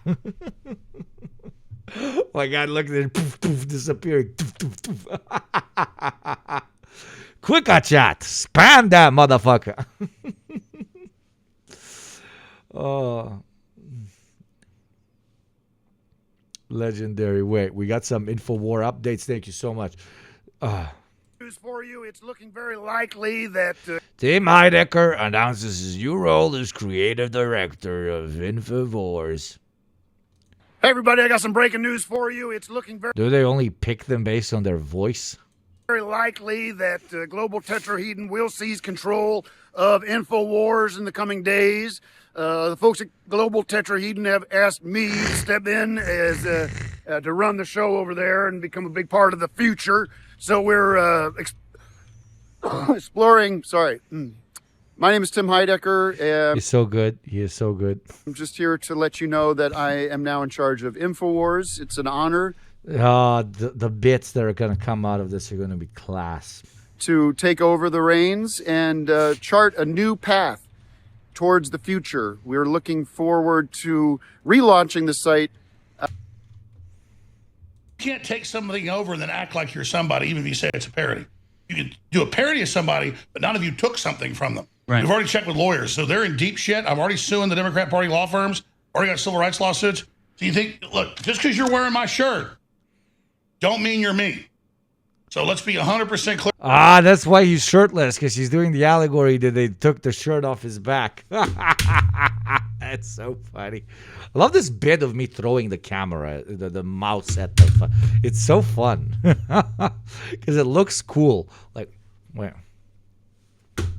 It's so, whoa. Don't block the surfs. I like the surfs. Something from them. Right. We've already checked with lawyers, so they're in deep shit. I'm already suing the Democrat Party law firms. Already got civil rights lawsuits. So you think, look, just because you're wearing my shirt, don't mean you're me. So let's be 100% clear. Yeah, brother, fucking shirts, brother.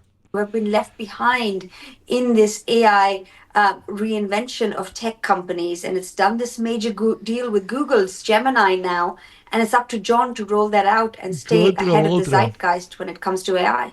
And how do you do that? Yeah, When you're they Apple is lacking behind overhyping its stock by infusing unnecessary AI into it.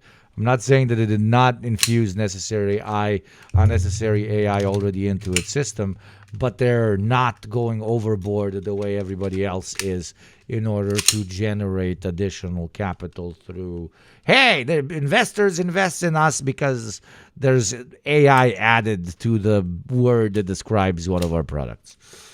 So, hey, we're going to get this new CEO to do the one relatively decent thing that we've done recently, which is avoid overhyping through unnecessary usage of quote-unquote AI technology. That fidget toy looks oddly satisfying. I mean, it's a perfect replica, but it is a replica.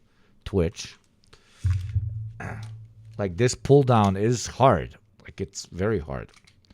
But I've just done it so many times that it just... I got that goon muscles, you know. them goon muscles. Sometimes I fuck up. It's bad because when you're pulling it down, now I got tired. If it sticks in here, it's nasty. Looks like a novelty reload from Battlefield. It's my dad taught me it. What did your dad teach you? It's what my dad taught me. He tried to teach me how to juggle a knife, but I refused to do that because that is so fucking stupid. This you can play with when it's unloaded. But a knife is always loaded, if you know what I mean.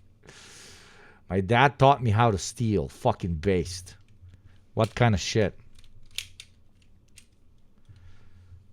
My parents literally told me when I came home with bad grades, why don't you just cheat? But don't get caught, because we're going to pretend not to have told you that. Imagine that with the kids these days. The CEO of such an enormous company. Carjacking, that's very, very useful. You need to teach it to me one day. I don't know how to do I know how to open a door, but I don't know how to do the cables in modern cars. I mean, Lily was just pointing out what that does involve, which includes geopolitics. My dad taught me how to gamble away 3 million euro in one night. Did he actually do that? Did he actually fucking do that? What a fucking legend. I'm very sorry. Probably not very legendary to the children of that guy. But the guy himself, that level of self-debasement is fucking impressive. Me neither. I was a bad student. Yes, it was all the company savings. Did he put it all on red on black, or like did he slowly gamba it away? My dad taught me how to not crash while inebriated. I can't believe this is where I draw the line, but that's where I draw the line. That's fucked up. That's fucked up. I'm like, stealing cars, based. Gambling, okay, pretty based. Drinking underage, okay, based. Drinking and driving, this is where I draw my line. Teaching your child how to operate a firearm, okay, based. Drinking and driving, I cannot. This show cannot support that behavior.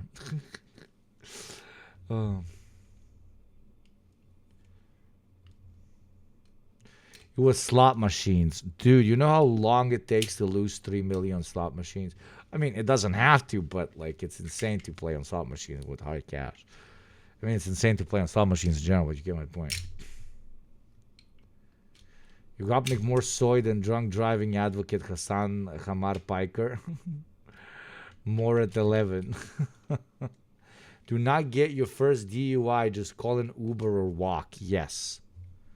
Just please. I know it's difficult for you Americans because when you think that the word infrastructure means some sort of fucking back operation, but it's always the better option. If I can miss another Yugo stream, how much longer are you going, big man? I am quitting streaming today. So it's good that you caught me on time.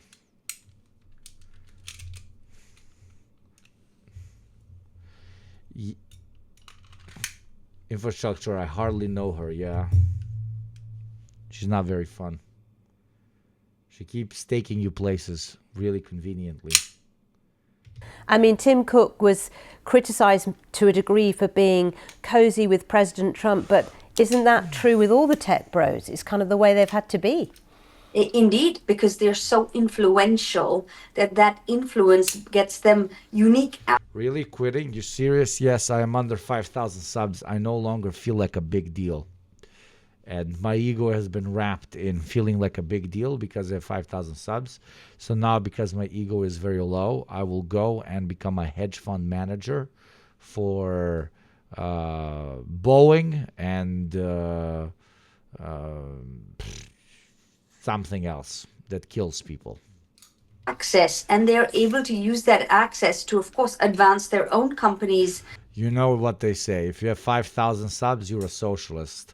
The more subs you have, the socialister you are. If you don't have 5,000 subs, you should sell out and work for a military industrial complex company.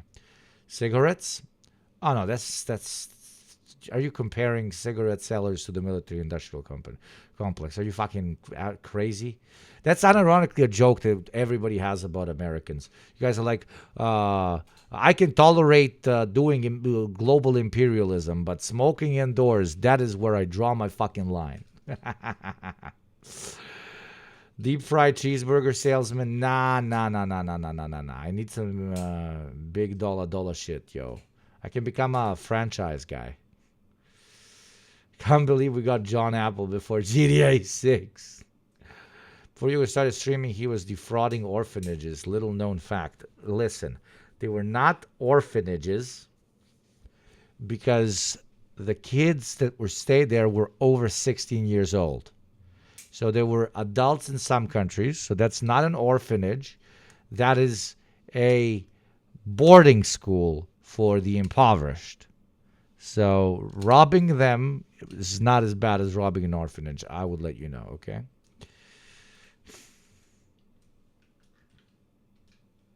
No, I agree. Smoking indoors sucks, except in restaurants. You should smoke indoor in restaurants and bars. Everything should smell like hell. There should be smoke everywhere, and it should take you 3 months to wash your clothes off the smoke after you're done. I am a staunch advocate for. Oh, fucking lady started talking about. I'm a staunch advocate of that. I'm also a staunch advocate for oil. So, final chance. Not final chance. I'm not threatening you. That sounded fucked up. I am putting Gamba 4,630. Fuck it. 25. So, if somebody drops a 40, they can immediately Gamba that shit. I want to spin that wheel of destiny as we talk about John Apple. Let's go. To be able to influence policy. Otherwise, I will quit and work for Boeing.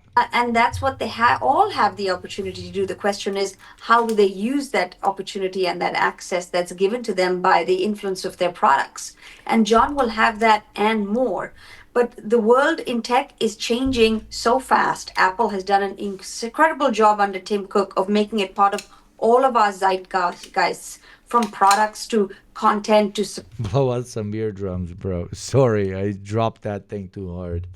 Hugo chat cigarette civil war. Half are smokers that are pro-smoking, other half are smokers that are anti-smoking. That's also the same thing when we talk about substance abuse. Half of chat is like, I love abusing substances. The other one is like, I abuse substances so much I cannot abuse them anymore. That's why we are not the dirtbag left. What is it, 2012?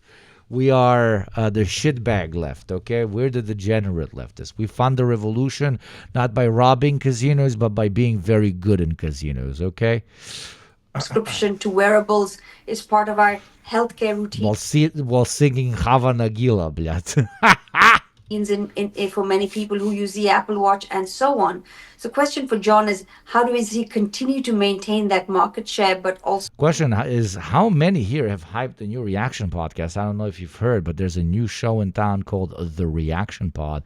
Reaction to check it out. If you've always been fascinated by the digital right, but you never really understood how it functions, or you just had, general knowledge, now is the time to check it out and maybe send it to some of your right-wing radicalized friends so they can learn just how much those far-right figures suck major salty balls in a bad way. So stay up with all the AI invention that's happening and the move towards being smarter and more intelligent in those products. That is a huge task, but given that he's been at the forefront of that innovation at Apple for most of his career, I think he sounds like the Apple board is convinced that he's up for it. Yeah, I was going to say, succession is so important, successful transition from one CEO to another. And Apple have done this with Tim Cook already, and I'm guessing that they have been preparing for this for quite some time. He's been known as the man, John Ternus, that will be taking over for a little while. Indeed, and I think all boards do a slow and methodical succession that want that succession to be successful, and that's what Apple's chosen to do. Tim Cook isn't going anywhere. He's stepping into an exec chair role. Exec chair, by definition, means incredibly active in that role for a period of time before he hands the reins completely over. So it is.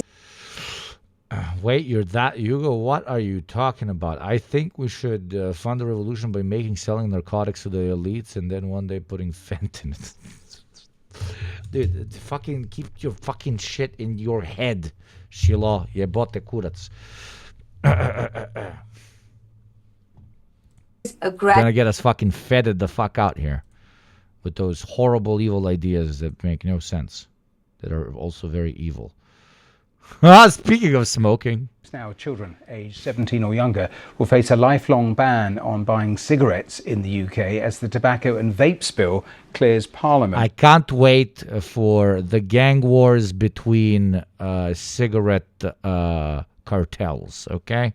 That's my hot take on this. Both the Commons and the Lords have settled on a final draft of the legislation that aims to stop anyone born after the 1st of January 2009 from taking up smoking.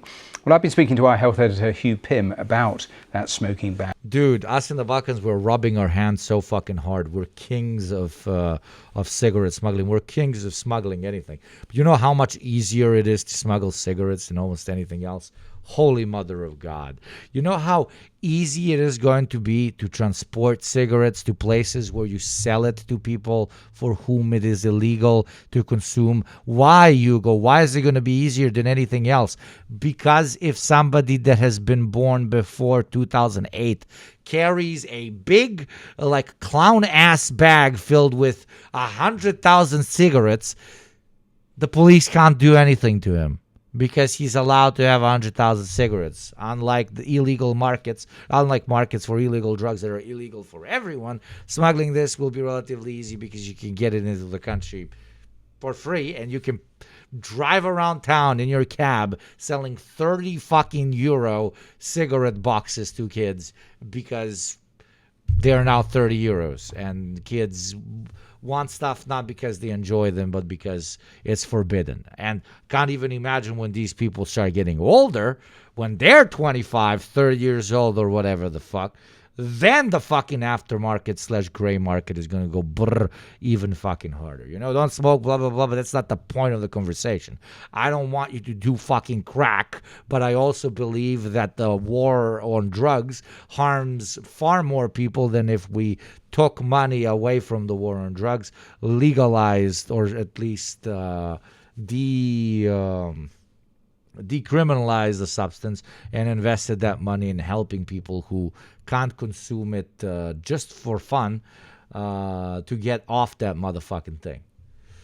So it turns out things are a little bit more complex than just banning a thing equals good. Turns out. And which started out as an initiative by the former Prime Minister Rishi Sunak. Yes, very much initiated under the Sunak government and taken forward by Labour since the election, has now cleared its final parliamentary hurdles. It's just now due to get royal assent to make it law. That's going to happen probably within the next couple of weeks. DeSantis begging Trump for prime role in administration. President Trump told Confidence that Florida government Ron DeSantis is begging for a job in his administration, including Attorney General. It's funny how the mighty Floridians have fallen, eh? Thank you, Snufkin, for the 6 months. Thank you very much, my friend. Thank you, Snufkin. I guess we're not gambaing today. You don't win every day, you don't gamba every day. It is fine. It is okay. Probably because he's going to lose even the primary next Florida election. Absolutely, dude. Absolutely fucking lootly. General David Petraeus is a retired U.S. Army general and former CIA director. So they say the Strait's open. A day later, they light up 2 ships. Who's calling the shots in Iran? Well, there's clearly some friction between those who are doing that. The foreign minister was the one who announced that it would be open. The Islamic Revolutionary Guards Corps leaders announced that it would be closed. So you have captured it correctly that there is, again, some internal disagreement. I'm not sure it's quite as big as has been made out to be. But I think the base case is that Vice President Vance and the negotiators will fly tomorrow to Islamabad. They will meet there with the Iranian negotiator, who had quite a large team with him last time. He's the Speaker of their House, Ghalibaf. And we'll see if there is trade space. The key issues that have to be resolved, obviously, restoration of freedom of navigation through the Gulf as well as through the Strait, because Iran was interfering it within the Gulf as well. Obviously, the issue of can they enrich uranium again? How long until they can, if that is bargained? What Alan Dershowitz news. Alan Dershowitz is officially leaving the Democratic Party, with the longtime liberal now registering as a away Republican. from the center and toward a radical approach that is bad for America and the free world. So I intend to work hard to prevent the Democrats from gaining control of the House and Senate. And I urge those who share my concerns about the increasing influence of radicalism in the Democratic Party to vote, campaign, and contribute for continued Republican control of Congress. Yep. Good for him. You know, he actually represented the president during the impeachment trial. He's always been open and somewhat balanced, and astounded what has happened on the Ivy League campuses, because he used to be a longtime professor there. So no mention of him literally being an Epstein freak. Oh my God! Wait! I gotta fuck with this. Wait! I got a 7 out of 10 tweet idea. So he's doing this. So I drop. 1 moment. Come on, where are you? Downloads. I probably have it in stock somewhere. Oh, I do. There it is. Chick. the Republicans hearing Epstein's third in command, glazing them right as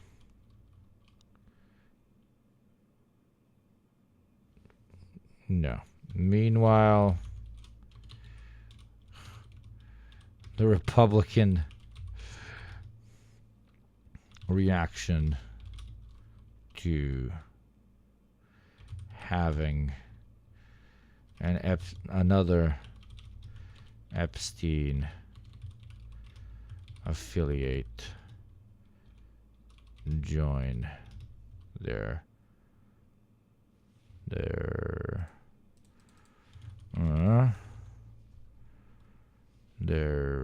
caucus. Meanwhile, the Republican reaction to having another Epstein affiliate joining their caucus. Not bad. Not bad. What would you add? Would you add anything?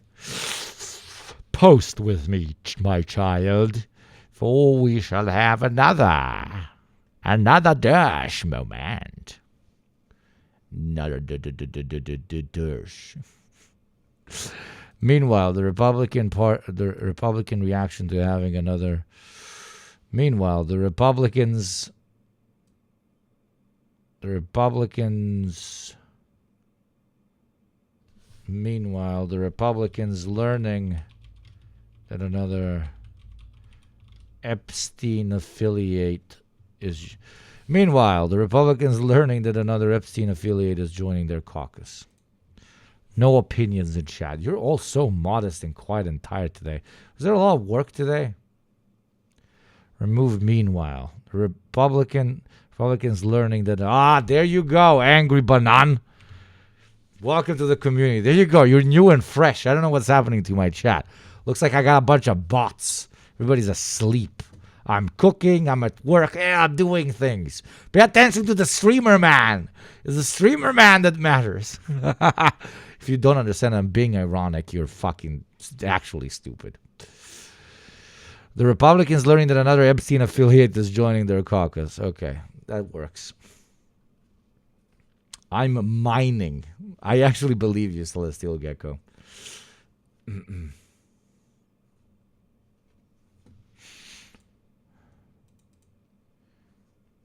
No, I have a better idea. It's something not about like Republican numbers, Republican polls. Oh, no. Wait. Better idea.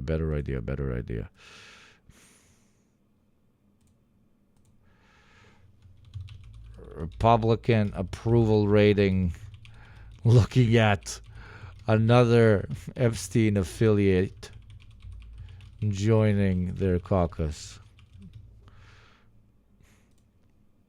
This is much better. It's much better. Much better.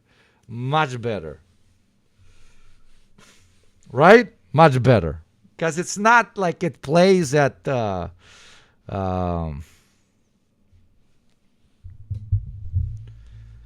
failure, not at them as individuals. Right? Nickel Pickle, enjoy the bike. Republican approval rating looking at another Epstein affiliate joining their caucus. Yes, that works. They're not scared of the Dersh, but their poll numbers sure will.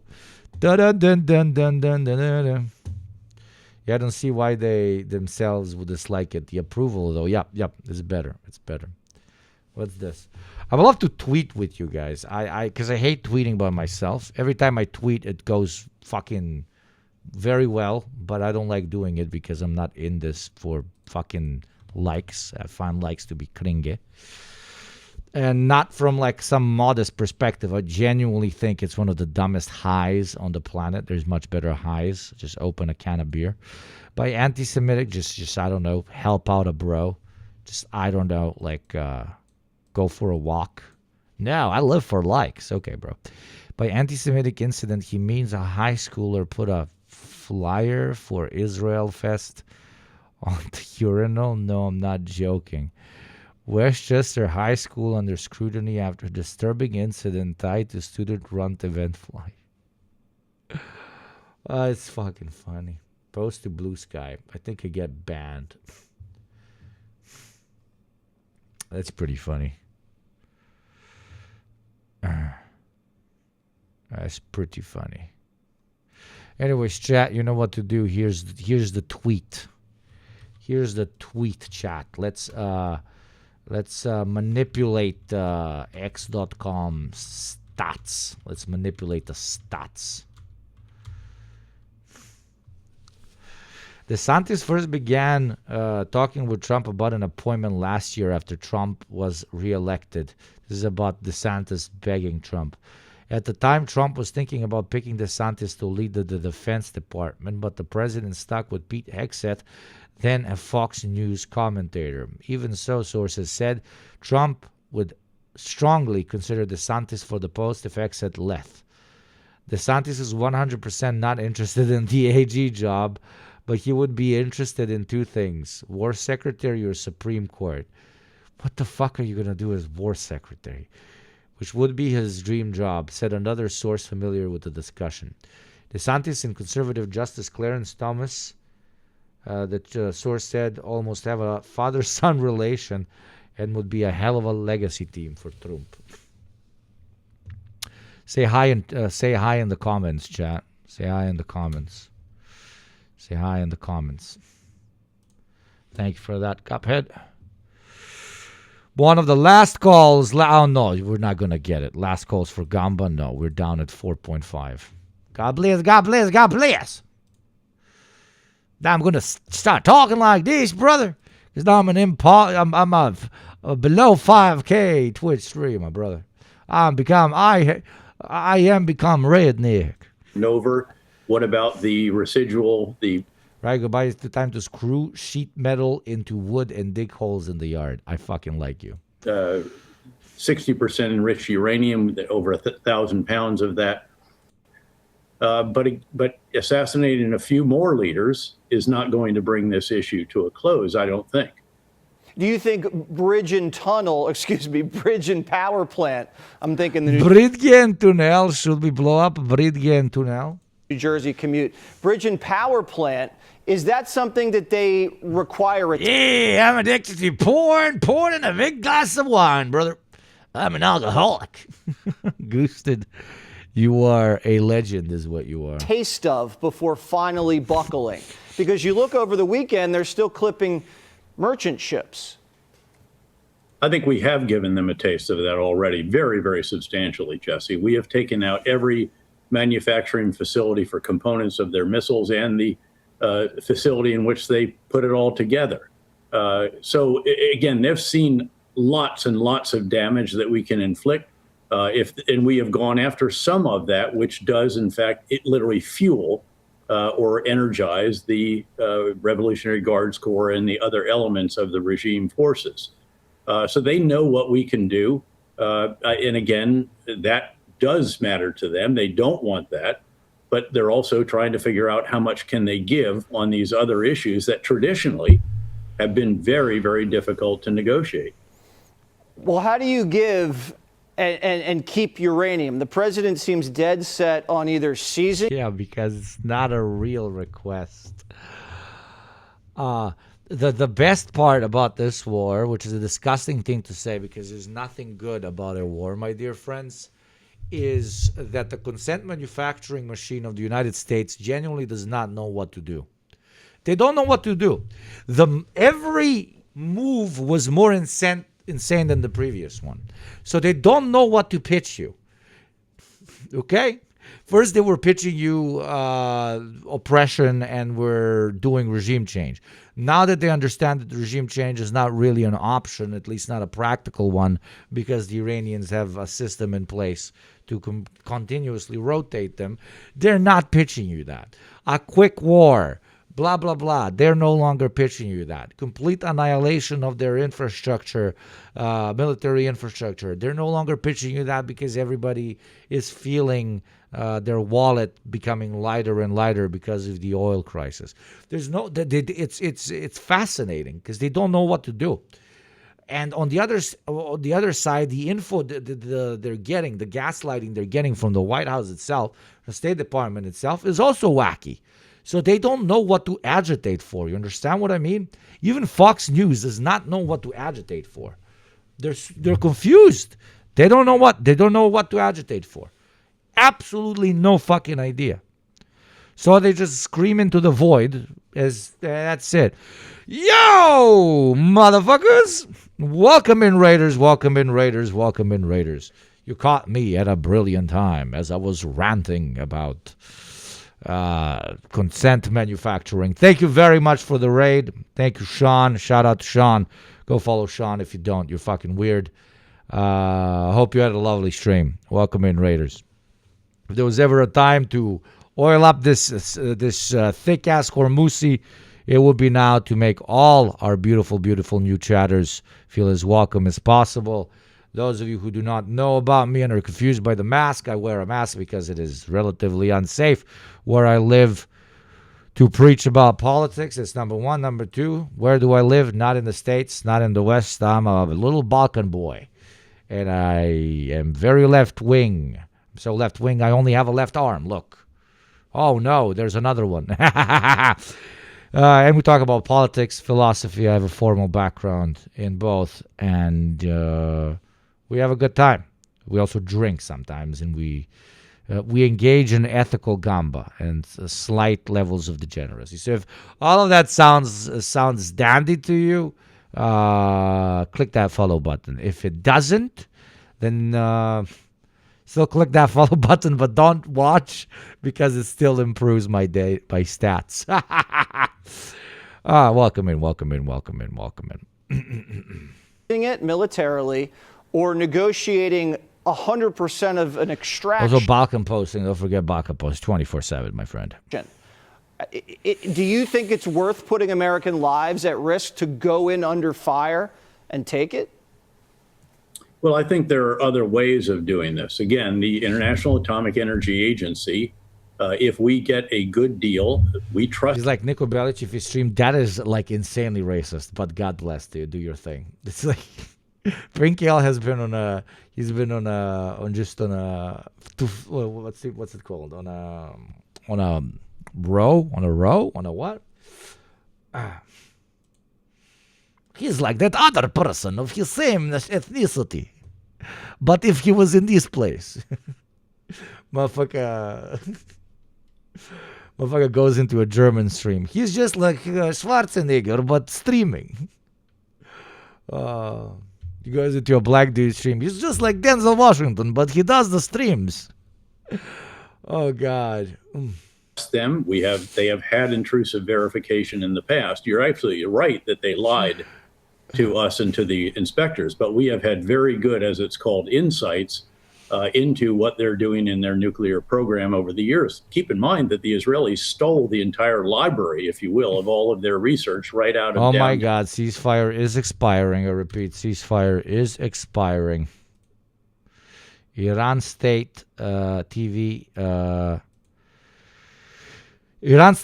says ceasefire to expire at midnight. We'll have updates. Iran State TV says ceasefire to expire at midnight GMT. Iran state-owned TV channel says a ceasefire with the U.S. In force since April 8th will expire at 3:30 a.m. on Wednesday. The timing is consistent with when the 14-day truce went into effect, although Trump recently extended it to Wednesday evening. They're like...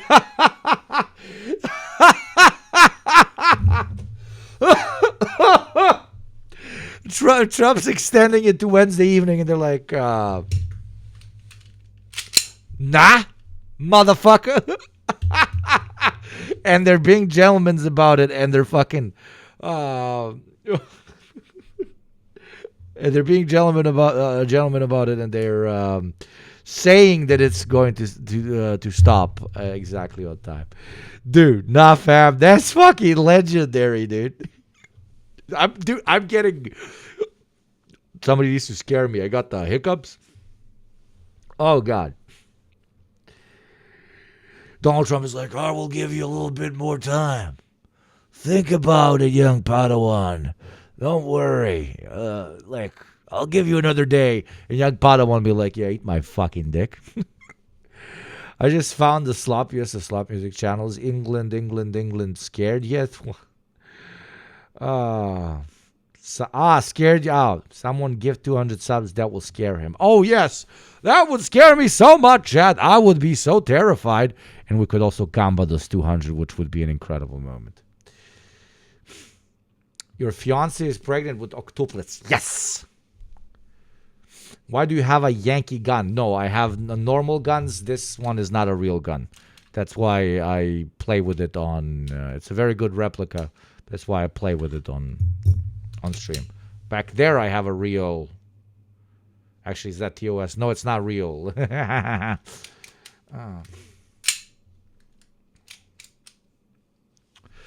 Dun, dun, dun, dun, dun, dun, dun. But yes, definitely, don't scare me with 200 gift subs. Let's see live coverage from Al Jazeera Live. Al Jazeera Live. A temporary truce, which is expected to expire on Sunday. According to the Speaker of Parliament, Nabi Berri, who met the U.S. ambassador to Lebanon, who's been involved in these discussions, Berri said that the United States is working to extend that ceasefire. But, the difficulty is going to be when negotiations actually begin because of the differing agendas. Lebanon wants Israel to withdraw from southern Lebanon. Israel wants the Lebanese state to disarm Hezbollah. Hezbollah has yet again repeated a call on the Lebanese government not to engage in direct talks with Israel. It believes it is a humiliation. It believes the Lebanese government does not have much leverage. How can this Western taxpayer send you a shock mount? Yeah, I don't think that's going to work, my friend. And imagine like all that shit right here, like covering even more of the screen. Yeah, I don't know. Hezbollah wants is for... My producer has been trying to force me to get it for a second now, but... Lebanon to link with the broader regional diplomacy that involves Iran and Islamabad.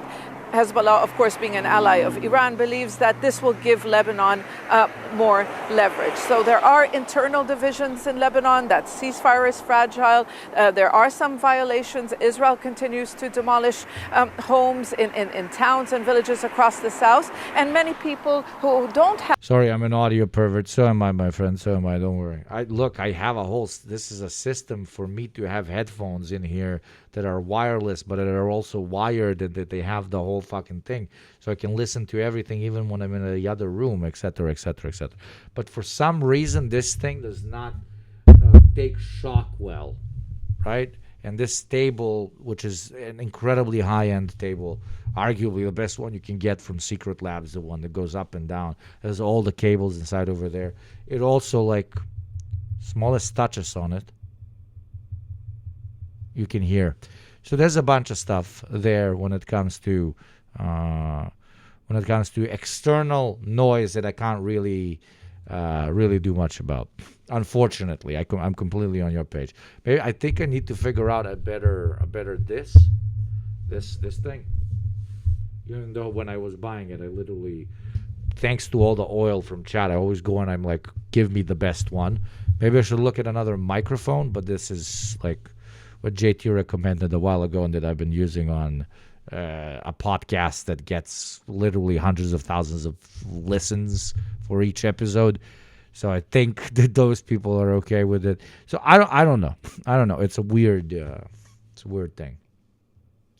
Why are you so resistant to a noise gate? Noise gate was the thing. Noise gate.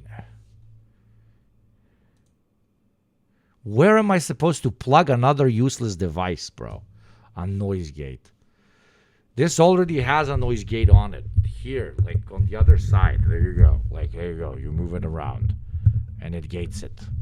Another fucking thing in this room. Another. Just use a high pass filter on OBS. Okay, let's do it right now. Fuck it. I love learning. So filter plus, and it's got so noise gate, noise suppression, noise gate. Okay, noise gate filter. So what I have on screen now is close threshold, open threshold, attack time, hold time, release time. What the hell you on? What the hell you on is there? Let's do it together, chat. No, I can't. Wait. I can't share the actual OBS. That would be weird. Noise gate and high pass filter are digital. They're not devices. Well, when I Google, there's a bunch of devices, but okay, fantastic. We got digital. Okay, we'll look into it. The producer, look into how I can use. Okay, let's play with it now. So, close threshold. If I decrease it, no, it still goes like crazy. Okay, yeah, look into the digital noise gate, and we'll figure it out some other time. Already know I'm sending now. Okay. She's sending now. Attack 60% threshold. Oh, okay. So, attack. No. Where is it? Skin job. Immediately we're trying to fix it. Drop the 5. Thank you, my friend. Thank you very much. Attack 60%. So attack time has MSs, like milliseconds. So you're sending me percentages. Close threshold, it has like in decibels. I am big confused right now. Wait. I know 60% the way you're... What is that English language, woman? Speak the English language. Wait, OBS, item. Filter. There you go. Okay, there you go. Okay, so now you guys can see it. Okay, there you go. This is the thing. Okay. Okay, so what do I do on this thing? Minus 35 or minus 40 dB would work. I mean, it's at 2 now. So you want me to go minus...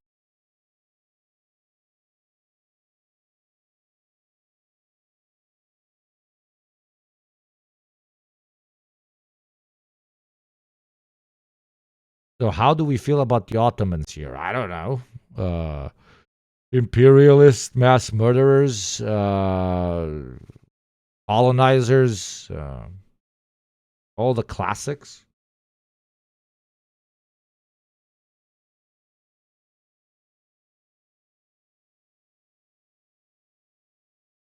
I'm still waiting. Guys, are you going to help me or are you going to help me? So we have closed threshold, we have open threshold, we have attack time, we have hold time, and we have release time. When you tell me 60% the way over, it's strange. All the great colonizer hits. Stan is not going to like this, my dude. He doesn't like Ottomans, and if he did, he can go fuck himself. Open threshold should be just below the level of your speaking volume. Speaking volume usually hits around minus 6 or 6. So the thresholds are what is important. The open threshold to be below your level of speaking. Well, kind of is now already. For me, works closed threshold about minus 35. Open threshold about, it was 50 or so. On minus, wait. Open threshold minus 9 dB. We get to minus 9 dB.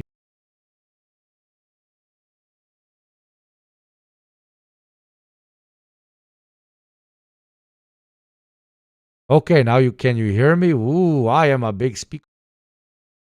Should be a plot. Ooh, I'm hitting the table. Still hear it. Ah, but now unless I speak very loud, unless I speak a little bit louder, doesn't catch it. Okay, that's fun. But then why does it hit?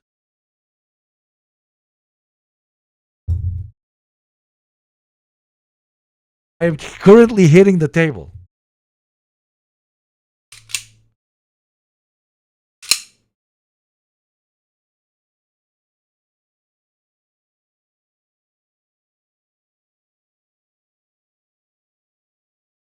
Okay, we'll experiment with that.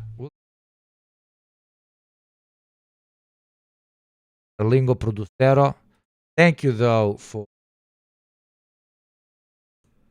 the advice, chat. Very nice of you. Very, very nice of you. Anyways. I'll miss the table, though. I fixed table noise. Let's see we'll see. We'll see. Now I turned off the filter, so I'm not confused next time. But Cuphead is gonna think about it and we'll figure it out. Oh yeah. Anyways, let me send you to Freda so you have some fun with my boy. He's being a police officer, it seems. Classic. Thank you very much to everyone. If you're new here and you haven't clicked follow, click it. It's a button. You miss nothing. Stream 45 times a week. Usually end around the time that the Turk begins. If you're a big Turk head, join the Discord community. Listen to the reaction podcast, !reaction. Thank you to the mods. Thank you to the Oilers. Thank you to the subscribers. Now we are on a crusade. For the 5,000 is our promised land. It has been promised to us a long time ago. And we will hit it once more, chat. We will hit it this week or we will die trying. That's the only thing. I will see you tomorrow. The other thing is I will also be recording tomorrow, so we're probably going to start earlier. We're going to have the guy from...